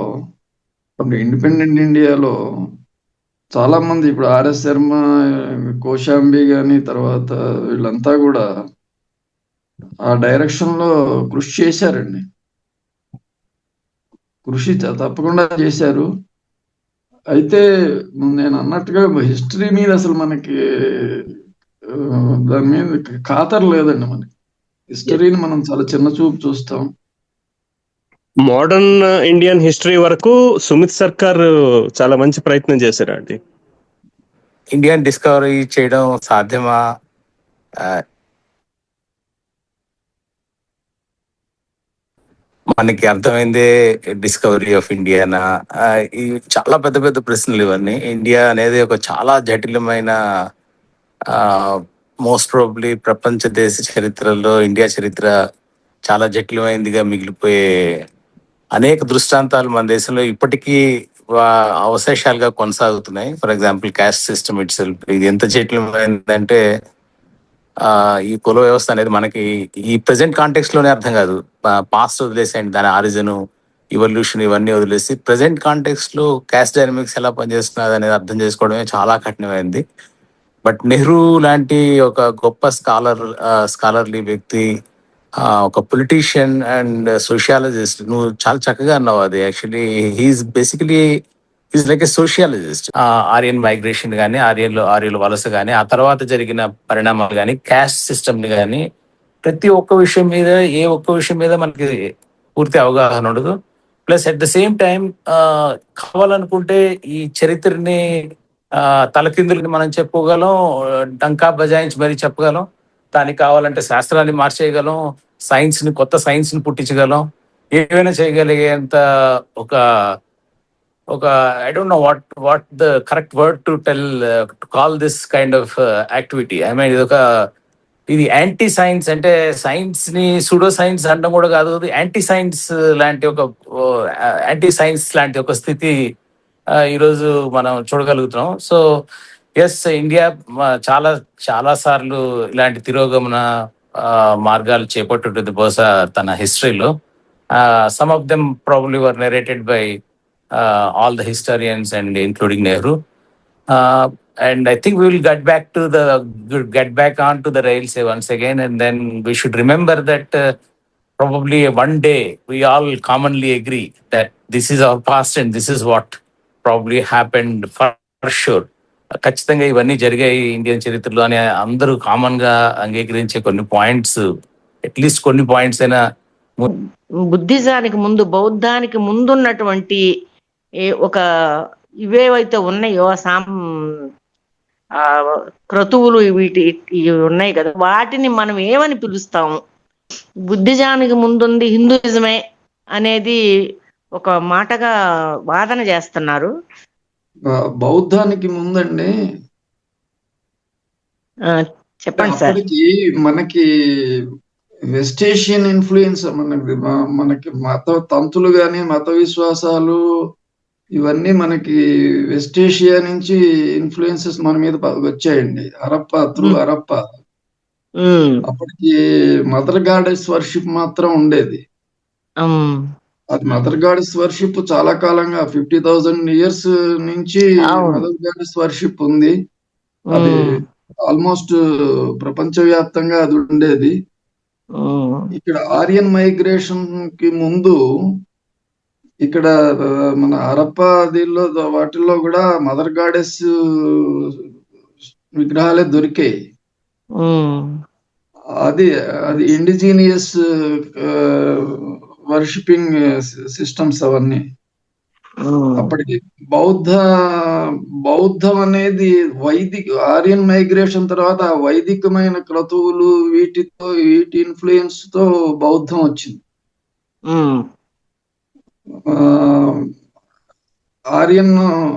యాక్చువల్ గా ఆరియన్ మైగ్రేషన్ అనేది మన దగ్గరికి మాత్రమే కాదు, అది మొత్తం అటు వెస్ట్ ఏషియా అంతా కూడా ఇన్ఫ్లుయెన్స్ చేసింది. అంటే యాక్చువల్ గా ఇవన్నీ కలిసిపోయాయండి. అంటే నేను ఇందాక మాట చెబుదాం అనుకున్నాను. ఇప్పుడు మనం ఇండియన్ సెంట్రిక్ గా ఆలోచిస్తున్నాం. అంటే ఇండియా అంటే ఈ సరిహద్దుల మధ్య, ఫలానా సరిహద్దుల మధ్య ప్రాంతంగా ఇండియాని మనం ఇప్పుడున్నటువంటి దృష్టితో మనం గతాన్ని చూస్తున్నాం. కానీ వెస్ట్ ఏషియా తర్వాత ఇండియా, ఇప్పుడు మనం నార్త్ వెస్ట్ ఫ్రాంటియర్, దాదాపు కొంచెం నార్త్ ప్రాంతము, ఇదంతా కూడా ఒకే దీని కింద ఒకే కల్చరల్ జోన్ కింద ఉండేది. అంటే రిలీజియస్ అండ్ కల్చరల్ జోన్ కింద ఉన్నటువంటి టైం ఉంది మనకి. అందుకని దీన్ని కూడా మనం దృష్టిలో పెట్టుకోవాలి. ఇప్పుడు జైనం కలిసింది, బౌద్ధం కలిసింది. అంటే వైదికం మీద బౌద్ధం రియాక్షనరీగా వచ్చింది. ఆ తర్వాత మళ్ళీ బౌద్ధాన్ని చంపేసి వైదికం ఇంకో రూపంలో బౌద్ధంలోని లక్షణాలు కొన్ని తీసుకుని అది కలుపుకుని అది ఇంకో రూపంలో మళ్ళీ వచ్చింది. హిస్టరీకి వచ్చేసరికి స్కూల్ లెవెల్లో సిలబస్ ని డిజైన్ చేయడం కూడా ప్రాపర్ వేలో జరగలేదు. యూజువల్ గా మనం హిస్టరీ అనేటప్పటికి ఏన్షియంట్ హిస్టరీ మాట్లాడేటప్పుడు జస్ట్ సివిలైజేషన్స్ గురించి ఇంట్రడ్యూస్ చేసి డైరెక్ట్ గా ఇండస్ వ్యాలీ సివిలైజేషన్ దగ్గర నుంచి ఇండియన్ హిస్టరీలోకి వెళ్ళిపోతాం. ఇక్కడ నుంచి ఆర్డర్ లో వెళ్ళేటప్పుడు ఏమవుతుందంటే టెక్స్ట్ బుక్స్ లో ఎస్పెషల్లీ ఎన్సీఆర్టీ ఏం చేసిందంటే ఎపిసోడ్ కింద వెళ్తుంది కానీ డీటెయిల్డ్ గా హిస్టరీలోకి వెళ్ళదు. వెళ్ళేటప్పుడు కూడా ఏముంటదంటే హిస్టరీలో సోర్సెస్, ఏ సోర్సెస్ నుండి మనం హిస్టరీ వచ్చింది అనే దాని గురించి మాట్లాడుతుంది. అయితే ఫైనల్ గా 10th స్టాండర్డ్ వచ్చేటప్పటికి ఈ ప్రెసెంట్ ఎన్సీఆర్టీ టెక్స్ట్ బుక్ లో ఫస్ట్ 2 లెసన్స్ కూడా ఏంటంటే, ఫస్ట్ లెసన్ వచ్చి nationalism in Europe, second lesson వచ్చేసరి నేషనలిజం ఇన్ ఇండియా అనమాట. అయితే నేషనలిజం ఇన్ యూరప్ చెప్పిన తర్వాత నేషనలిజం ఇండియా ఎందుకు చెప్పాల్సి వస్తుందంటే, nationalism in Europe has influenced the nationalism in India in a different way. ఎందుకంటే అసలు ఫస్ట్ స్టార్ట్ చేయడం కూడా definition of the word nationalism నుంచి మొదలు పెడతారు నేషనలిజం ఇన్ యూరప్ చెప్పేటప్పుడు. అండ్ వాట్ ఈజ్ నేషనలిజం అనేటప్పటికి వెరీ సింపుల్ డెఫినేషన్ ఏంటంటే నా దేశం అనే ఫీలింగ్ నే నేషనలిజం అని చెప్తారు. అయితే నా దేశం అనే ఫీలింగ్ రావాలి అంటే ఫస్ట్ నీ దేశం ఏంటో నీకు తెలియాలి, నీ దేశం యొక్క పుట్టుపూర్వత్రాలు తెలియాలి. ఆల్మోస్ట్ 1600s లో నేషనలిజం ఇన్ యూరప్ మొదలవుతుంది. ఫ్రెంచ్ రెవల్యూషన్ కానివ్వండి, ఆ తర్వాత జర్మనీ నేషన్ ఎలా ఫామ్ అయింది, ఇటలీ నేషన్ ఎలా ఫామ్ అయింది, ఇదంతా ఒక చరిత్రగా చాలా పెద్ద లెసనే. అయితే నెహ్రూకి ఈ nationalism in Europe how it played a crucial role అనుకుంటే, ఆ రోజుల్లో నెహ్రూ గాని గాంధీ గాని వీళ్ళందరూ యూరప్ వెళ్ళి చదువుకున్నారు. వీళ్ళందరూ పెద్ద లా చదివినప్పటికీ కూడా European society has influenced them in a different way, where nationalism in Europe లో కానీ నేషనలిజం ఇన్ ఇండియాలో కానీ కామన్ గా కనబడే టాపిక్ ఏంటంటే రొమాంటిసిజం. ఈ రొమాంటిసిజం లో ఏమవుతుందంటే ఒక పాయింట్ ఆఫ్ టైమ్ లో మొదట యూరోపియన్స్ అరైవల్ ఇండియాకి జరిగిన తర్వాత ఆల్మోస్ట్ 1857 రివోల్ట్ వరకు మనం అంత యాక్టివ్ పార్ట్ యూరోపియన్స్ తో ఫైట్ చేయడానికి అంత కన్సిడర్ చేయం. ఈ సిపాయి తిరుగుబాటు జరిగేటప్పుడు కూడా ఈ sepoys it is their own fight, peasants farmers దొక్క ఫైట్ లేకపోతే వీవర్స్ దొక్క ఫైట్, ఇది ఇండివిజువల్ ఫైట్ కింద ఉంటుంది. 1857 రివోల్ట్ తర్వాత క్వీన్ రూల్ ఎప్పుడైతే ఇండియాకు వస్తుందో అక్కడి నుంచి గ్రాడ్యువల్ గా మన మీద జరిగే ఎక్స్ప్లాయిటేషన్ దీన్ని రియలైజ్ అవడానికి చాలా టైం పడుతుంది. అయితే ఎండ్ ఆఫ్ ద డే మనం ఇండిపెండెన్స్ కోసం ఫైట్ చేయాలనే మూమెంట్ వచ్చినప్పుడు లిటరేచర్ యొక్క పార్ట్ చాలా ఇంపార్టెంట్ అవుతుంది. అంటే ఒక్కొక్కరు ఒక్కొక్క స్ట్రాటజీ తీసుకుంటారు. ఒకళ్ళు ఫోక్లోర్ ని కలెక్ట్ చేస్తారు, పాత ఫోక్ సాంగ్స్ లేకపోతే ఫోక్ స్టోరీస్ తీసుకొని వచ్చి ఇన్ఫ్లుయెన్స్ చేయాలనుకుంటారు. ఎందుకంటే ఆ టైంకి ఎడ్యుకేషన్ కూడా చాలా వరకు తగ్గిపోతుంది. ఇండియన్ ఎడ్యుకేషన్ సిస్టమ్ చాలా స్పాయిల్ అవుతుంది. అంటే ఒక్కొక్కరు ఒక్కొక్క కైండ్ ఆఫ్ ఎడ్యుకేషన్ లోకి వెళ్ళి ప్రాపర్ ఎడ్యుకేషన్ దొరకదు. అలాంటి టైంలో ఇండియన్స్ అందరినీ మోటివేట్ చేసి ఒక తాటి మీదకి తీసుకురావాలంటే డెఫినెట్ గా వాడి యొక్క పాస్ట్ గురించి తెలియజెప్పాలనే అవసరం ఏర్పడుతుంది. అలాంటి టైంలో నెహ్రూ డిస్కవరీ ఆఫ్ ఇండియా అనే పుస్తకం రాయాల్సిన అవసరం డెఫినెట్ గా వస్తుంది. ఎందుకంటే నువ్వేంటి అనేది తెలియాలంటే నీ చరిత్ర తెలియాలి. కాబట్టి చరిత్రను తవ్వుకుంటూ ఒక ప్రాపర్ వేలో, ఒక రకంగా చెప్పాలంటే ఆయన పొలిటీషియన్ అయినప్పటికీ ఒక హిస్టోరియన్ రోల్ ప్లే చేసి ఒక స్ట్రక్చరల్ వేలో, అంటే నెహ్రూ చెప్తే డెఫినెట్ గా అది చదువుతారనే ఇది ఉంది. దో దే ఆర్ ఫైటింగ్, ఇందాక పెద్దలు మాట్లాడుతున్నప్పుడు చెప్పినట్టు చాలా మంది they are actively political agitations లోనూ పొలిటికల్ ఫైట్స్ లో ఉన్నప్పుడు ఆయన అంత టైం స్పెండ్ చేసి బుక్ రాయడం అన్నది it's a very great attempt. తర్వాత ఈ పుస్తకం చూస్తే అనిపిస్తుంది యూజువల్ గా సివిల్ సర్వీసెస్ కి ప్రిపేర్ అయ్యే వాళ్ళకి స్టాండర్డ్ హిస్టరీ బుక్స్ అనేటప్పటికి ఏన్షియంట్ హిస్టరీకి ఒక బుక్ లేకపోతే మిడివల్ హిస్టరీ ఆర్ఎస్ శర్మ కానీ స్పెక్ట్రమ్ మోడర్న్ హిస్టరీ కానీ చెప్తా ఉంటారు. కానీ చాలా మంది కి తెలియని ఒక పుస్తకం ఉంటది, వికే అగ్నిహోత్రి అని చెప్పి, ఇటు రిటైర్డ్ ఐఏఎస్ రాశారు, మొత్తం ఇండియన్ హిస్టరీ అండ్ కల్చర్ అని. ఆ పుస్తకం చాలా అంటే నాకు హిస్టరీ చెప్పిన ఆయన కూడా, ఆయన పేరు జానథన్, ఆయన నాకు చెప్పినప్పుడు ఈ పుస్తకాన్ని సజెస్ట్ చేశారు. హిస్టరీకి స్టాండర్డ్ బుక్ అంటే ఆయన ఆప్షనల్ సబ్జెక్ట్ హిస్టరీ అనమాట. సో అలాంటి పుస్తకం చదివినప్పుడు అనిపిస్తుంది చరిత్రని ఒక ఆర్డర్ లో ఒక ప్రాపర్ సోర్స్ లో చదవాల్సిన అవసరం ఉంది. అది ఇప్పుడంటే వికే అగ్నిహోత్రియో లేకపోతే ఇంకెవరో, but the initial step was taken by Nehru, which made very simple to know the both cultural. అయితే అక్కడ ఏంటంటే ఫ్రెంచ్ రెవల్యూషన్ నుండి మనం తీసుకునే ఇన్స్పిరేషన్ ఎలా ఉంటదంటే, unification of the nation is very very important, because India is not like a European nation, because India is the culmination of unity and diversity. Diversified people ni oka taati medaku తీసుకురావాలంటే all the people can get connected to only history. మన చరిత్ర చెప్పినప్పుడే మనం అందరం ఒకటే అనే feeling వస్తుంది. ఆ విషయంలో ఇక్కడ రొమాంటిక్ బ్లూ ప్రింట్ కింద చూస్తే మజీని గరిబాల్డి క్యారెక్టర్స్ ఉంటాయి. నెహ్రూ వాళ్ళని చదివినట్టుగా మనకి తెలుస్తూ ఉంటది. ఆ ఇన్స్పిరేషన్ అంతా తీసుకొని ఆయన ఈ పుస్తకం రాయడంలో అది like French revolution has created lot of influence to Nehru అని అనిపిస్తుంది. అండ్ ఆయన the stories of European revolutionaries provided how to guide for mobilising divorce population towards a single goal. ఒక గోల్ కి తీసుకురావడానికి కూడా యూరోపియన్ అదే నేషనలిజం ఇన్ యూరప్ ఆయనకి చాలా ఫ్రెంచ్ రెవల్యూషన్ కానీ బాగా హెల్ప్ చేశాను నా feeling. Finally this book is very very important. అంటే మొత్తం చరిత్ర చదవడానికి చాలా టైం పడుతుంది అనుకునే వాళ్ళకి ఇది లిటరల్ గా ఒక బ్లూ ప్రింట్ లాగా discovery of India book act చేస్తుందని అనిపిస్తుంది. విమాన మూలాలు పుస్తకం తర్వాత ఇలాంటి గొప్ప పుస్తకాన్ని తీసుకొని డిస్కషన్ పెట్టడం it's a very good attempt by essence group. And Dhatri garu ఒక కామెంట్ పెట్టారు, the past is a foreign country, they do things differently there అని ఎల్పి హార్ట్లీ గారు అన్నారని. దాని తర్వాత కింద చరిత్ర పట్ల ఇట్లాంటి non emotional and critical distance attitude చిన్నప్పటి నుండే అలవాటు చేయాలి. ఆ తర్వాత చరిత్రలో ఎక్కడ బ్రేక్స్ ఉన్నాయి, ఏమి కంటిన్యూ అవుతున్నాయి అన్నది అర్థం చేయించాలి. సమాజం జీవితం నిరంతరం మారుతూ ఉంటుందని, అది సహజం అని అర్థం చేయించాలి. చాలా బ్యూటిఫుల్ గా సమ్మరైజ్ చేశారు ఈ సమస్య మీద. So that is true that there is no point that చిన్నపిల్లలకి హిస్టరీని కూడా చాలా జాగ్రత్తగా చెప్పాల్సిన అవసరం ఉంటుంది. ఎస్పెషల్లీ సమాజం నిరంతరం మారుతూ ఉంటుంది, అది సహజము అనే పాయింట్ అర్థమైనప్పుడు మాత్రమే ఇది non emotional and critical distance అనేది ఒకటి అలవాటు పడుతుంది. లేదంటే ఇదే చరిత్ర అయినప్పుడు మీరు అన్నట్టుగా మిత్తే లాస్ట్ కి చరిత్ర. జరిగిన the discovery of India session విజయవంతంగా ముగించుకుంటున్న ఈ సందర్భంలో అందరికీ నా హృదయపూర్వక కృతజ్ఞతలు తెలియజేస్తున్నాను. ముందుగా ఎంతో స్పష్టతతో ప్రజెంటేషన్ ఇచ్చిన దాత్రి గారికి ప్రత్యేక ధన్యవాదాలు. మీ విశ్లేషణ ఈ గ్రంథాన్ని అలాగే నెహ్రూ ఆలోచనలను మరింత సమగ్రంగా అర్థం చేసుకునేలా చేసింది.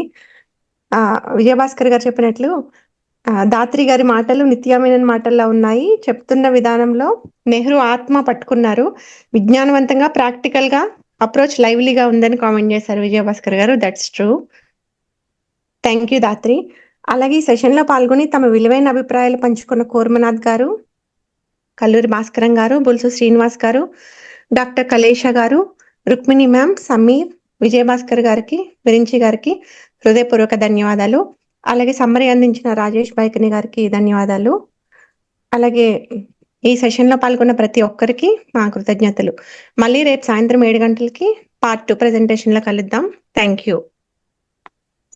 థ్యాంక్ యూ అండి. Thank you.